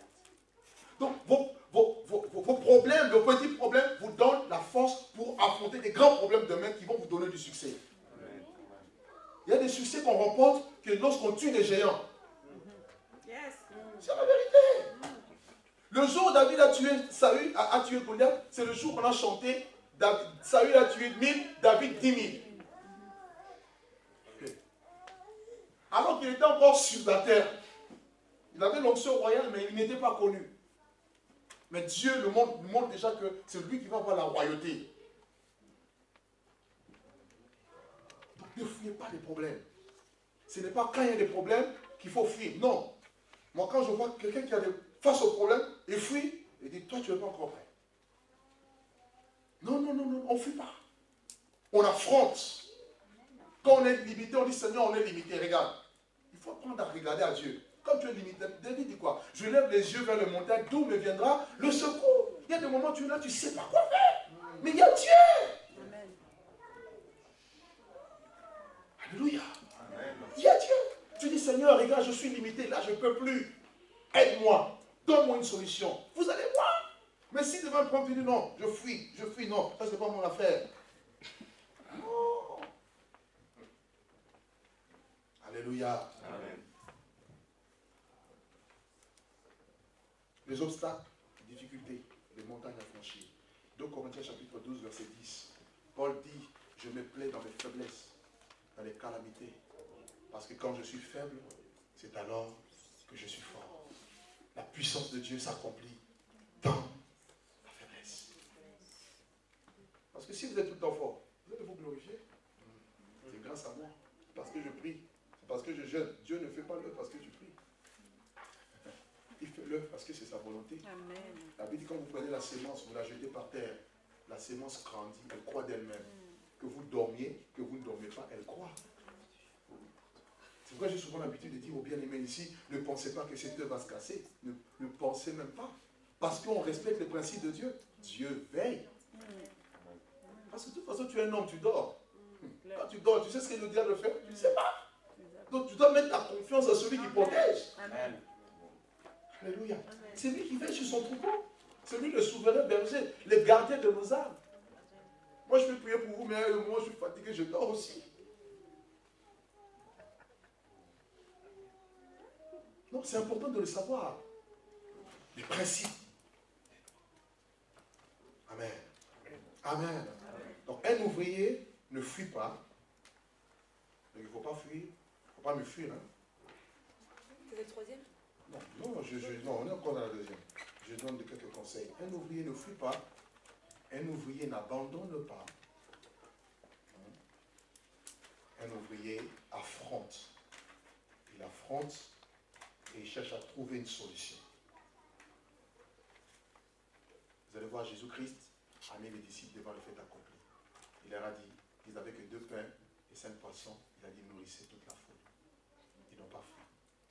Faites confiance que du peu que vous avez, Dieu peut faire des grandes choses. Dieu dit à Gédéon, va avec la force que tu as. Il fallait battre Madian. Ils étaient trop nombreux, le peuple. Il a fait une sélection. Le peu qu'ils étaient, il dit, vous allez battre Madian. Vous voyez comment Dieu raisonne? Dieu ne raisonne pas pour nous. Ses pensées ne sont pas nos pensées. Amen. Amen. Amen. Très important. Il faut, un autre petit conseil, il faut éviter le confort. Parce qu'il y en a, quand ils voient trop de combats, ils pensent que Dieu n'est pas là. Au contraire, Dieu est dans les combats. Quand il y a des combats, c'est que Dieu est là. Je ne parle pas de mauvais caractère. Je ne parle pas de mauvaises choses. Tu as mal fait, après tu as senti des problèmes, tu dis que non, je suis dans les combats. Non, là tu as un mauvais caractère, il faut te changer pour aller bien. Alléluia. Mais je parle des difficultés que vous allez rencontrer. Je dois être équilibré. Alléluia. Parce que le chrétien aujourd'hui, il va mal faire, il va se retrouver dans des problèmes, et puis ensuite il accuse Dieu. Ce n'est pas Dieu, là c'est toi. Quand c'est toi, règle. Humilie-toi, répands-toi. Mais je parle des problèmes que Dieu peut permettre. Des situations difficiles qui peuvent vous arriver. Comprenez que Dieu est en train de vouloir vous qualifier. La qualification passe par les épreuves. La qualification passe par les problèmes. 3e loi. Et n'aimez pas le confort. Ne soyez jamais satisfait. 3e loi. Il faut croire en Dieu. 3e principe. Croire en Dieu, croire aux autres et croire en soi-même. Croire en Dieu, croire aux autres et croire en soi-même. Et dedans aussi, vous pouvez mettre la notion de la paternité spirituelle, qui est très importante aussi. Croire en Dieu, croire aux autres et croire en soi-même. Il faut comprendre que quand Dieu vous appelle, ce qu'il vous dit de faire, ce qui donne un groupe de faire, il faut croire que ce que Dieu a dit va s'accomplir. Et croyez en vous-même. Parce que vous ne pouvez pas aller au-delà de ce que vous avez, ce que vous pensez de vous-même. Si vous pensez, regardez, quand le Seigneur a dit aux enfants d'Israël, par Moïse, Moïse a envoyé 12 espions, vous vous rappelez? Ils sont allés explorer Canaan. Quand ils sont revenus, vous connaissez le rapport? 10 d'entre eux ont dit quoi? Nous étions à leurs yeux et à nos yeux comme des sauterelles. Donc, en fait, ils ont même pensé que, aux yeux des ennemis, comment est-ce que les ennemis les ont regardés? Comment tu peux être dans les yeux de quelqu'un pour penser que la personne te voit comme une sauterelle? C'est que toi-même, tu t'es vu comme une sauterelle. Ça, c'était le rapport de 10. Mais les 2, Josué et Caleb ont dit quoi? Dieu nous donne le pays. Nous allons nous emparer. Ils n'ont pas regardé les géants. Donc, ne regardez pas la taille du géant. Regardez la taille de celui qui t'appelait. Amen. Est-ce que je suis clair? Amen. Donc si vous regardez aux problèmes, vous regardez aux obstacles, vous regardez, vous allez perdre la foi en vous-même. Croyez en vous-même. Je ne te dis pas d'être orgueilleux, c'est pas ce que je dis. Je dis crois en toi-même. Crois qu'avec toi, Dieu va faire des grandes choses. Avec toi, Goliath sera terrassé. Avec toi, nous allons nous emparer du pays, de ce que Dieu nous a donné. La foi en toi-même va aussi, en fait, plus tu crois en Dieu, plus tu vas croire en toi-même.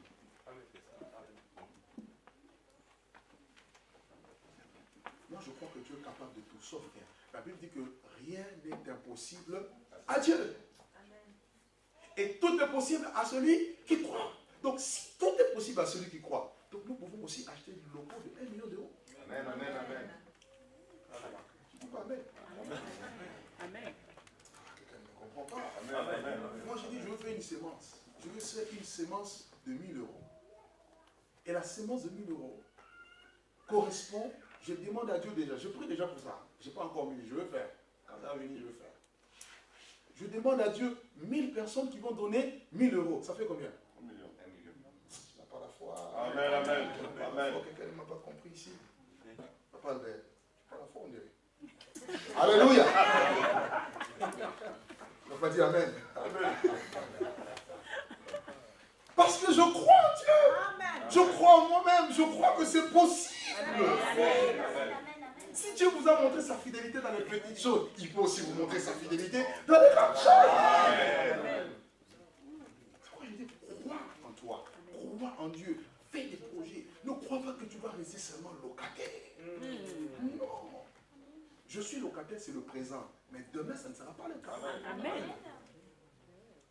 Amen. Amen. Donc, parce que avec Dieu, c'est comme ça. Si tu penses que Dieu, c'est un Dieu de petites choses, tu auras des petites choses. En fonction de la manière dont tu mesures Dieu, tu l'auras aussi. C'est pourquoi la Bible, Jésus dit quoi? Si vous avez juste la foi comme un grain de sénévé. Il y a une femme de Dieu, Catherine Kuhlman, qui disait, I have a small faith, but I believe in God. Donc j'ai une petite foi, mais dans un grand Dieu. Jésus n'a pas demandé une foi comme ça. Grain de moutarde, regardez le grain. Crois. Regarde le voisin, dis-lui crois. Dis-lui crois ce que Dieu t'a donné. Dis-lui crois en Dieu aussi. Amen. Amen. Donc, tu ne peux aller au-delà de ce que tu penses. Si tu penses que tu es appelé à des miettes, tu auras des miettes. Mais moi, je crois que le pain, c'est pour les enfants. Et je suis un enfant, je veux le pain. Amen. Amen. Et tu dois aussi croire aux autres. Pourquoi? Parce que personne ne réussit lui-même. Amen. Dieu dépose la réussite des hommes entre les mains des autres. Ça, c'est un principe de Dieu. Notez-le très bien. David n'a pas accédé à la royauté comme ça. Il y a eu des gens qui ont aidé David à être ce qu'il était devenu.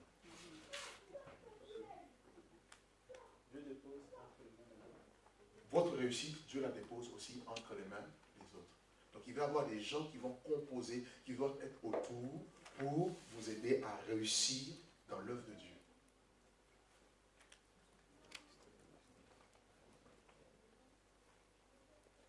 Il y a des endroits où David pouvait aller, les gens lui ont dit non, toi n'y vas pas. Ta tête vaut 10 000, laisse-nous aller. Ils sont partis. Et David avait des vaillants guerriers. Voyez? Ta réussite dépend aussi des autres. Donc ne pense pas, le piège de l'église de Laodicée, c'était quoi? Laodicée qui est tombée dans la richesse, elle pensait qu'elle était suffisante, l'autosuffisance. Je n'ai besoin de rien, je n'ai rien, tout ça. Je suis riche, je me suis enrichi. Dieu a toujours besoin des autres. Dieu veut que tu dépendes aussi des autres. Je dépends de vous. Vous devez dépendre de moi. Amen. Dépendance mutuelle. Jésus est venu, Jésus a dépendé de Jean-Baptiste. Sans Jean-Baptiste, le ciel ne serait jamais ouvert, l'esprit ne serait jamais descendu. Vous comprenez, hein? Ça, c'est important. C'est très important. Donc, ne pensons pas que nous sommes, nous suffisons à nous-mêmes. Et un autre petit point, je voudrais partager avec vous, c'est ne pas minimiser les faibles commencements. C'est quel thème ça? Non, toujours dans le conseil. Ne minimisez pas le faible commencement. Ne pas se minimiser, ne pas minimiser les faibles commencements. Comme notre succès dépend des autres, il faut apprendre à considérer les autres. Vous savez, je vais vous donner un secret. Dans la vie et même dans le ministère, apprenez à soigner les relations.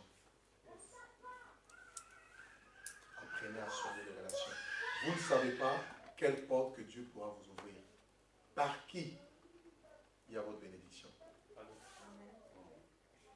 Vous ne savez pas. Vous pouvez voir quelqu'un qui est là, peut-être vous la négliger, mais c'est peut-être la personne qui pourra vous donner juste une formation qui pourra bouleverser votre vie. Peut-être une personne qui peut vous donner une clé, qui connaît quelqu'un qui a votre solution.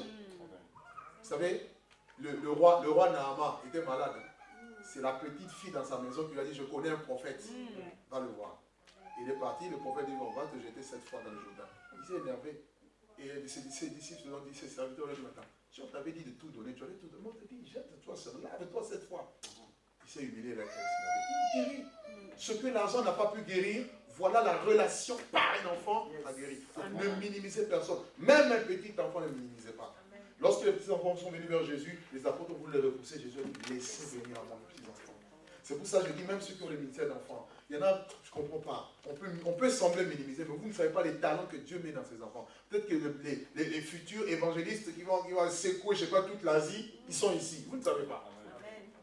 Mais si on néglige, ne minimisez pas. Amen. Amen. Une autre chose aussi, toujours dans le même sens, hein. Je ne suis pas encore à la quatrième point, savoir élever les autres. Ne soyez jamais jaloux quand on élève les autres. Aimez l'élévation des autres.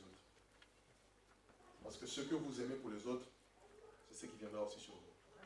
Amen. D'accord? Il y a des personnes qui ne supportent pas que les autres soient élevés. N'ayez pas ça, n'ayez pas cette attitude dans les cœurs. Amen. Quand on élève un frère, soutenez-le, bénissez-le, priez pour la personne. Moi, mon secret, je prie très peu pour moi. Je prie pour les pasteurs, les serviteurs, je prie pour les ministères.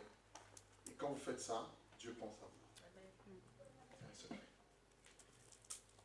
Alléluia. Jésus-Christ n'avait pas besoin de dépendre des 12, mais il dépendait un peu des 12 apôtres. Donc un leadership, une vision qui va loin, c'est une vision qui sait considérer les autres. Moi, dans l'église, je veux considérer tout le monde. Je parlerai tout à l'heure un peu de la discipline, de la manière dont je veux fonctionner, parce que j'ai eu aussi quelques ratés un peu au départ. J'ai essayé de rectifier certaines choses que certaines personnes ne doivent pas mal prendre. Parce que nous devons travailler dans la perfection, dans l'excellence. Alléluia. Mais dans mon cœur, je veux que tout le monde serve Dieu. Je veux que tout le monde, que chacun soit là où je veux qu'il soit. Que chacun de nous fasse. Moi, j'ai fait mon dernier jour à Abidjan, j'ai fait une croisade, c'était en plein air. Frères et sœurs, je ne peux pas vous décrire ce que je sentais. Je me sentais vraiment dans mon assiette. Je suis dans l'église, c'est bien, je peux vous enseigner. Mais, la croisade en plein air, à Bobo-Doumé, quand j'ai entendu parler de mon Jésus qui guérit, oh là là, il y a des vidéos, ils ont montré. J'avais des amis passés sont venus, des jeunes prophètes que j'ai rencontrés, qui adhèrent aussi à la vision, qui vont me soutenir au niveau local. Il y en a même un qui va venir ici. Je vous assure, c'était magnifique. Pourquoi? Parce que il y a un ministère que Dieu m'a donné, c'est ce ministère-là. Et quand je ne le fais pas, je souffre. Je ne peux pas vous l'expliquer. Ça brûle en moi. J'ai explosé. Alléluia. Donc, ça m'enseigne aussi. Donc, je comprends qu'il faut davantage qu'il y ait des personnes qui doivent travailler aussi localement pour que de temps en temps, qu'on me libère aussi, que j'aille faire le ministère. Sinon, je meurs. Et si je meurs, je risque de vous tuer aussi. Et c'est pas bon. Vous comprenez? Est-ce que vous me suivez? Donc, c'est très important. Connaître sa place, connaître ce que Dieu veut que tu fasses. Amen. Et travailler dans cet élan-là. Je ne vais pas m'attarder. 4e loi.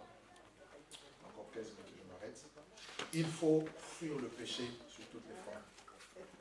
Fuir le péché sous toutes les formes. Vous ne pouvez pas réussir dans l'œuvre de Dieu s'il y a une vie de péché.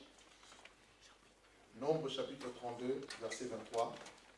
Retenez ce passage. Nombre 32, verset 23. La parole de Dieu nous dit quoi? La parole de Dieu dit que si vous péchez, sachez que votre péché va vous rattraper. Cela veut dire quoi?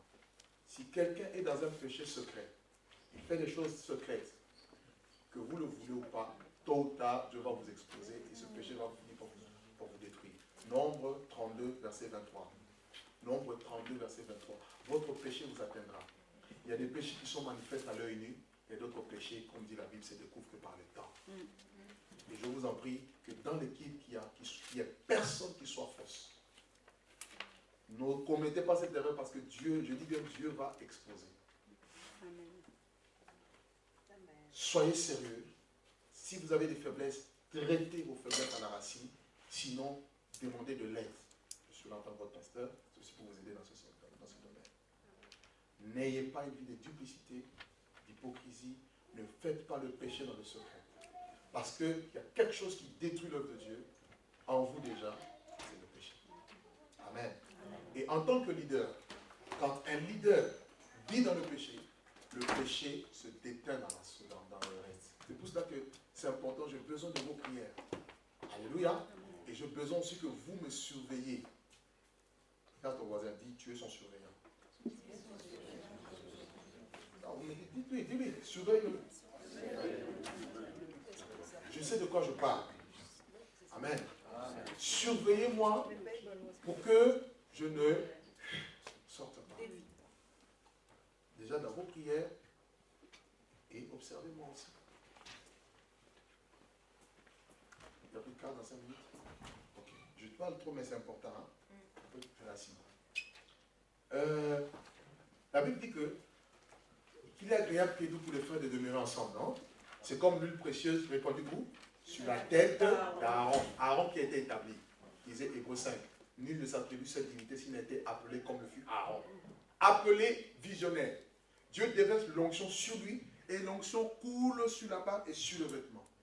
C'est-à-dire la bénédiction, c'est comme ça que Dieu permet que le processus de la bénédiction se transmette.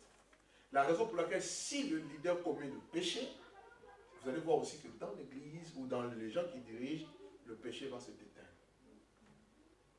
La vie du leader est très importante. Amen. Pourquoi Israël péchait? Quand Israël a commencé à pécher, regardez bien l'attitude du roi. Le roi lui-même était dans le péché. C'est pour cela, Proverbe 11, 11 nous dit, notez-le, la ville se lève par la bénédiction des hommes droits. Proverbe 11, retenez même ce verset-là. Il faut qu'il y ait des hommes droits ici. Il y ait des hommes qui craignent Dieu, des femmes qui craignent Dieu. Amen. Amen. Notre force ne dépend pas du matériel, c'est du spirituel. Amen. Le matériel, ça vient après. Donc si le spirituel est défectueux, ça va te déteindre sur le matériel et ça sera la mort. Le salaire du péché, c'est la mort. Si on veut que la vision meure, commençons à pécher. Jouons avec le péché, vous allez voir la mort. Tout de suite. Il ne faut pas pécher. Fuir le péché sous toutes ses formes. Le mensonge, tout ça, soyons vrais. Donc, c'est très important. Proverbe chapitre 11, verset 11. La ville s'élève par la bénédiction des hommes droits. Amen. Le péché va nous reculer. Vous savez, Saül, quand il a péché, c'est là que tout ça a déchiré la royauté de dessus de lui. Pourquoi à cause du péché? L'obéissance vaut mieux que les sacrifices. Le péché amène l'échec. Donc on ne peut pas réussir l'œuvre de Dieu dans le péché. Le péché amène l'échec.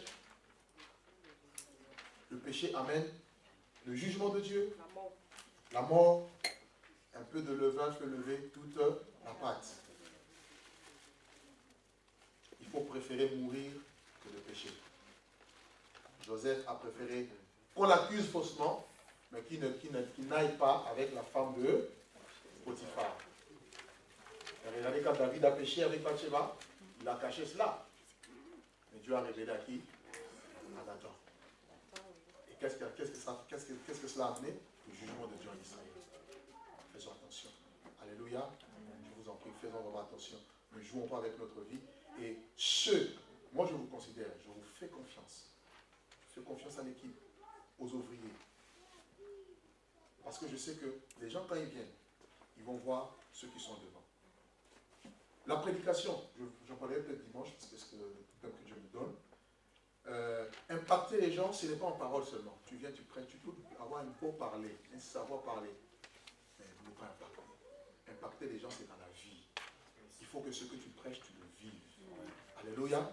Tu ne peux pas être là devant, tu es mal habillé, tu dis non, habillez-vous bien. Non, toi-même commence à être habillé. Et à l'église ici, pas question, là l'été arrive, avoir des trucs, il fait chaud. Non. Alléluia. Il faut toujours rappeler ces choses. Parce qu'on ne sait jamais. Quand il y en a ils vont dire peut-être que le pasteur comprend, il tolère. On ne comprend pas le péché, on ne tolère pas le péché. On aime le pécheur, mais on ne tolère pas le péché. Alléluia. Ça va? On peut continuer? Gloire à Dieu. Donc, fuir le péché. Et il y a 3 péchés qui menacent beaucoup tous ceux qui sont là à servir Dieu. 3 péchés auxquels il faut veiller. Le premier, c'est l'orgueil. Demandez tous les jours à Dieu la grâce de l'humilité. Moi, je demande ça à Dieu tous les jours. Permettez-moi d'être humble. Parce que le succès, ça peut vous faire perdre la tête. Croyez-moi, hein? Si vous êtes médiatisé, vous pouvez penser que c'est vous qui devenez Dieu. Faites attention. La grâce de l'humilité. Savoir considérer toute personne. Et j'ai dit à Dieu de me garder, de mépriser une seule personne. Veillez à cela. L'orgueil. Demandez à Dieu la grâce et l'humilité. Ne pas se sentir supérieur aux autres. Considérez les autres comme étant au-dessus de vous-même. Voilà les vertus de l'humilité. deuxième péché, c'est le péché de la cupidité. L'argent. L'argent doit toujours être un serviteur, jamais un maître. Amen. Amen. On ne sert pas Dieu dans la vision pour être riche. Dieu est capable de vous enrichir. Dans 1 Samuel 2, Dieu dit, il est celui qui appauvrit, il est celui qui enrichit. Moi, je crois que Dieu peut vous faire des hommes riches, des femmes riches. Mais ce que Dieu demande aux riches, ce n'est pas être riche pour eux-mêmes, être riche pour Dieu. J'ai prié pour des personnes ici qui avaient des situations difficiles. Dieu a béni, mais ces personnes ont lâché Dieu. Ils ont lâché la vision, ils ont lâché. Vous croyez que Dieu va vous bénir encore plus? Si quelqu'un n'est pas fidèle dans les petites choses, il ne sera pas dans les grandes. Amen. Il y en a, ils viennent me voir. Homme de Dieu, prie pour nous. On va faire une affaire, ça va réussir, on va semer. Dieu a entendu votre prière, c'est un vœu. Donc si vous ne faites pas, ça va sécher aussi. Je ne vous maudis pas. Vous avez fait un vœu devant Dieu. Amen. Alléluia. Amen. Alléluia. Amen. Mardi, je parlais, quelqu'un a posé la question sur les vœux. J'ai expliqué le vœu. Souvent, on a des malédictions parce qu'on fait le vœu, on ne le retient pas. On ne respecte pas. On pense qu'on a affaire à un homme. Vous oubliez, mais Dieu n'oublie pas. Et si vous allez faire un vœu à Dieu pour quelque chose, ce que j'avais dit, je l'ai fait. Les instruments, la caméra, donner de l'argent, donner avec mon épouse, consistante, pousse. J'ai dit ce que j'ai dit. Et pourtant, quand j'ai eu l'argent, j'ai eu même pas de problème. J'étais maintenant entre deux, j'ai dit, j'ai fait quoi? Dieu d'abord. Vous ne pensez pas que quand vous allez faire un vœu, quand vous allez avoir les moyens, vous n'aurez pas de problème. Il y aura des problèmes. Mais respectez le vœu. Je ne sais même pas pourquoi j'en parle, mais j'en ai parlé. Que Dieu vous bénisse au nom de Jésus. Est-ce qu'on peut continuer? Amen. On peut continuer? Bien, le troisième, donc veillez sur la cupidité. Troisième péché, veillez sur le péché sexuel. Parce que ces trois péchés sont liés, l'orgueil, l'argent et le péché sexuel. Si vous êtes célibataire, veillez. Si vous êtes marié, veillez. D'accord? Voilà. Le péché sexuel n'atteint pas que les célibataires, même les mariés aussi. Pas d'adultère, pas de... Voilà. Veillez à cela. David était marié, mais il avait plusieurs femmes d'ailleurs. Il a quand même trompé, il est quand même tombé dans le genre. Faites attention à cela.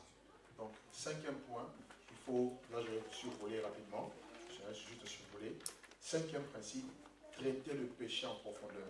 Si vous avez des faiblesses, donc traitez le péché ou les faiblesses en profondeur. En profondeur. Traitez le péché en profondeur.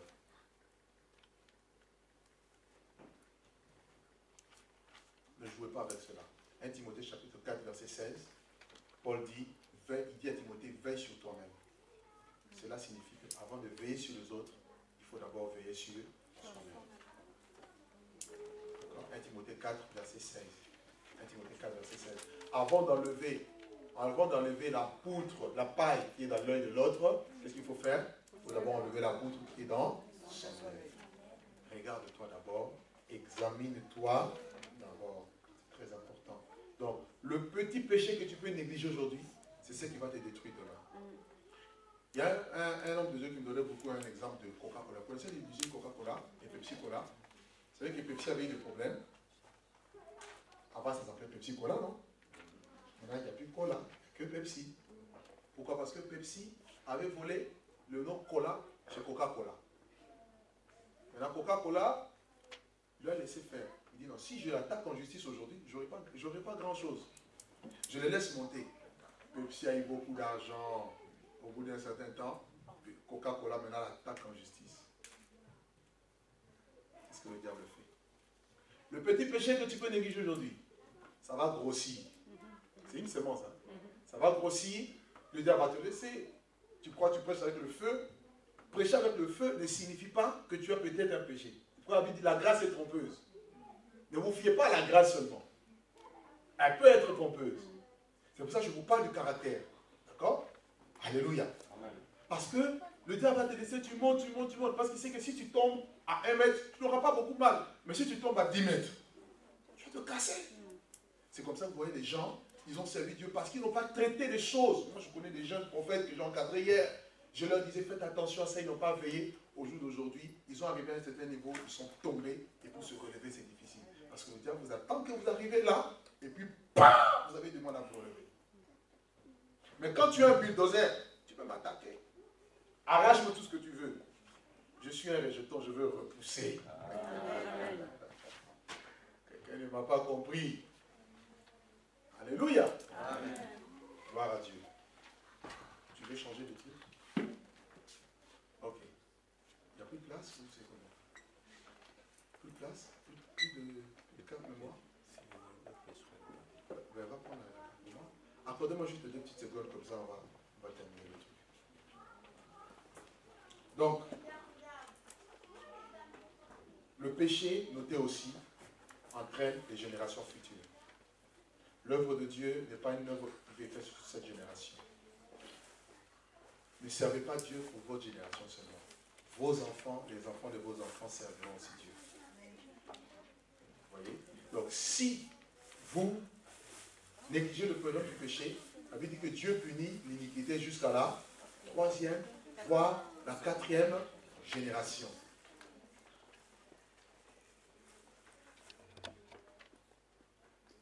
Donc, traitez le péché, le problème du péché en profondeur. Amen. Amen. J'espère que Dieu est en train de vous faire du bien. Tu te connais mieux que moi. N'attendez pas que le Saint-Esprit révèle à quelqu'un d'autre votre faiblesse. Toi-même, tu te connais devant le miroir de Dieu. Traite ton problème. Si tu aimes parler des autres, arrête. Si tu as un problème, la Bible dit, va voir ton frère et traite-le. C'est juste une parenthèse. Qu'il n'y ait pas entre nous des conflits. Qu'il n'y ait pas entre nous des différends. Un problème, une histoire, va voir directement la personne, vous réglez la personne, vous traitez avec la personne, ça s'arrête là. Alléluia. Parce que les problèmes qui ne sont pas traités, ça devient comme des gangrènes qui peuvent risquer de pourrir. Et le diable a beaucoup travaillé dedans. On ne veut pas que le diable ait de place au milieu des enfants de Dieu. Amen. 6e principe, l'amour propre. Il ne faut pas s'aimer, mais il faut aimer Dieu. Donc, investir, si vous voulez gérer, réussir dans vos finances, un secret. Premièrement, investissez dans le royaume de Dieu. La raison pour laquelle vous verrez que dans Israël en tant que royaume, Dieu avait instauré la loi de la dîme et des offrandes. Dîme qui veut dire 10% du revenu que la personne pourra avoir. Pour montrer que nos revenus doivent d'abord être donnés à Dieu. Et c'était le minimum qu'on pouvait donner à Dieu. Alléluia. C'était le minimum. Il dit, honore l'Éternel avec les prémices de tout ton revenu, alors tes greniers seront remplis.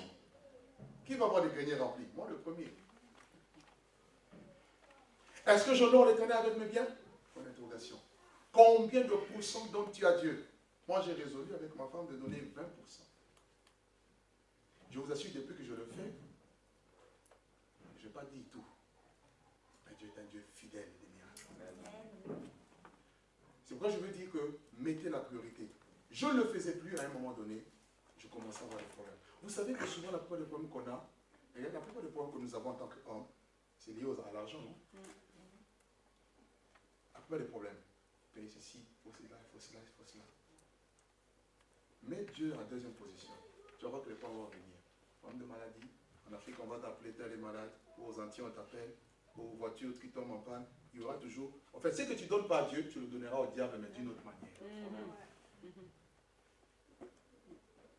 Tu vas avoir des factures qui ne sont, des trésors publics qui ne sont de nulle part. Mais tu peux dire à Dieu, je refuse ça. Au lieu de donner cet argent au trésor public, je préfère donner ça dans le royaume de Dieu. Ou bien. Alléluia. Dans les principes, apprenez à investir dans le royaume de Dieu. Vous verrez la fidélité de Dieu. Cherchez premièrement le royaume de Dieu.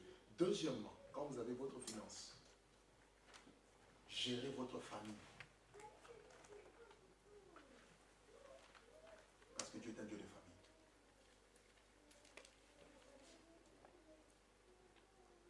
Ça fait partie de l'amour propre. Quelqu'un qui aime Dieu est prêt à se dépouiller pour Dieu. Quand Paul Jean dit, ne dis pas que tu aimes Dieu, si tu vois ton frère dans le besoin, tu ne l'assistes pas. Or, dans l'église, un des rôles de l'église, c'est quoi? L'église n'est pas seulement, c'est vrai qu'on a des projets, tout ça, mais l'église doit s'occuper des problèmes des gens. L'église ne doit pas favoriser l'assistanat, mais doit assister les personnes. C'est différent. Si on ne le fait pas, Dieu nous demandera les comptes. Est-ce que tu gères ta famille? Est-ce que vous pourvoyez aux besoins de vos enfants, aux besoins de votre famille? Si ce n'est pas le cas, vous êtes en dehors du plan de Dieu. Si quelqu'un ne prend pas soin des siens, il est pire qu'un infidèle. Alléluia. Troisièmement, dans la gestion des finances, vous devez savoir, vous devez apprendre aussi, je vous donne déjà, dans le premier point, je parle de la gestion donnée, s'aimer dans l'œuvre de Dieu, c'est ça? Ok. Vous pouvez noter Matthieu chapitre 6, verset 33. Vous pouvez noter 2 Corinthiens chapitre 9. Celui qui sème peu, moissonnera peu. Celui qui sème abondamment, moissonnera abondamment. Tout dépend de qu'est-ce que tu veux récolter. Ta moisson est déterminée par ta sémence. Amen. C'est pour ça que nous sommes dans la loi de la liberté. Mais moi, je vous conseille en tout cas de semer. Ah, c'est un conseil. C'est à prendre ou à laisser. C'est vous qui en paierez les conséquences. Alléluia. Deuxièmement, gérez vos familles. D'accord? Luc chapitre 16, verset 10. Soyez fidèles. D'accord? Et troisième principe dans la gestion, apprenez à épargner.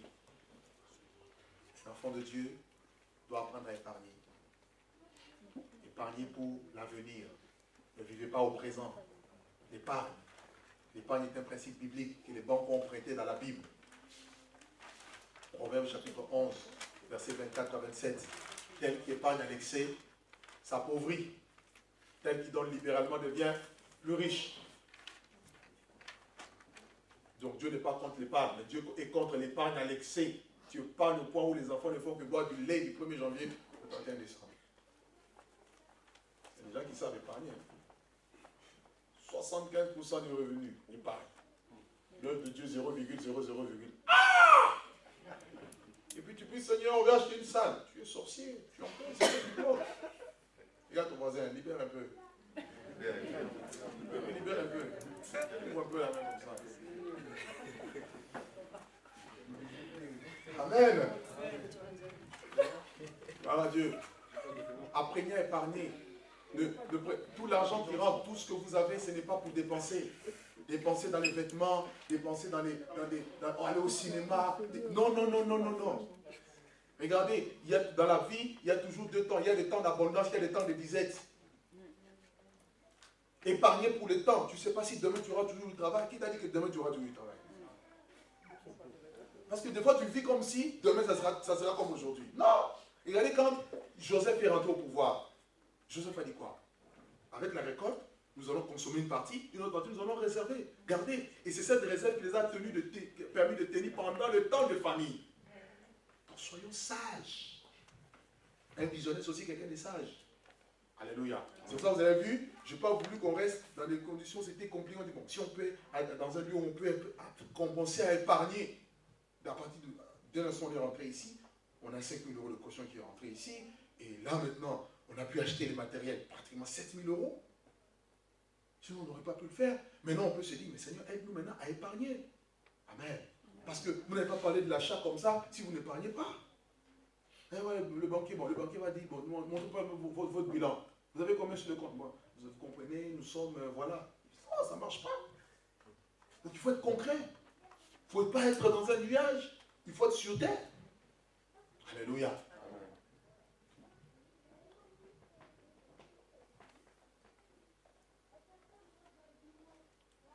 Si quelqu'un honore Dieu, Dieu l'honorera. Si quelqu'un sert Dieu, Dieu le bénira. Amen. Que Dieu soit béni. Autre chose, toujours dans l'amour propre, l'intégrité. Soyez intègre. L'intégrité, je vais parler de la loyauté. Oui, sous principe, l'intégrité, la loyauté, la fidélité. Soyez intègre, soyez fidèle. Les tâches qu'on vous donne à faire, faites-le et faites-le bien. Et faites-le de tout votre cœur.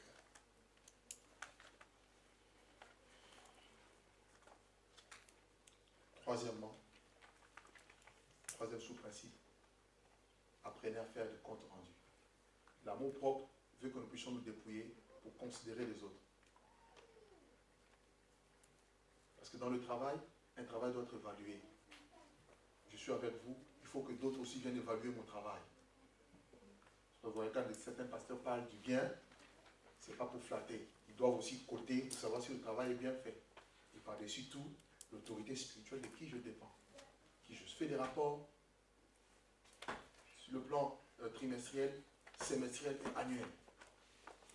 Sur le plan spirituel, croissance, travail qui est fait, missionnaire, financier. C'est très important. Je me dois de vous rendre compte. L'argent qui rentre, l'argent commence à être dépensé. Je me dois vous rendre compte. Alléluia. Personne ne fait ce qu'il veut. Alors, je crois que je vais m'arrêter là. Il reste encore... On a vu combien de ces principes-là? 6. 6 autres principes, je vous les donnerai plus tard. Je parlerai du service. Je parlerai de la consécration et de la concentration. Consacré, concentré. D'accord? Je vous parlerai de poursuivre Dieu dans le succès. On ne doit pas poursuivre le succès, mais on doit poursuivre Dieu. Tout ce que vous poursuivez en dehors de Dieu va vous détruire. Amen. Je ne suis pas en train de dire ici il faut aller poursuivre. Je ne suis pas de comment réussir la vision. Comment faire les choses pour réussir.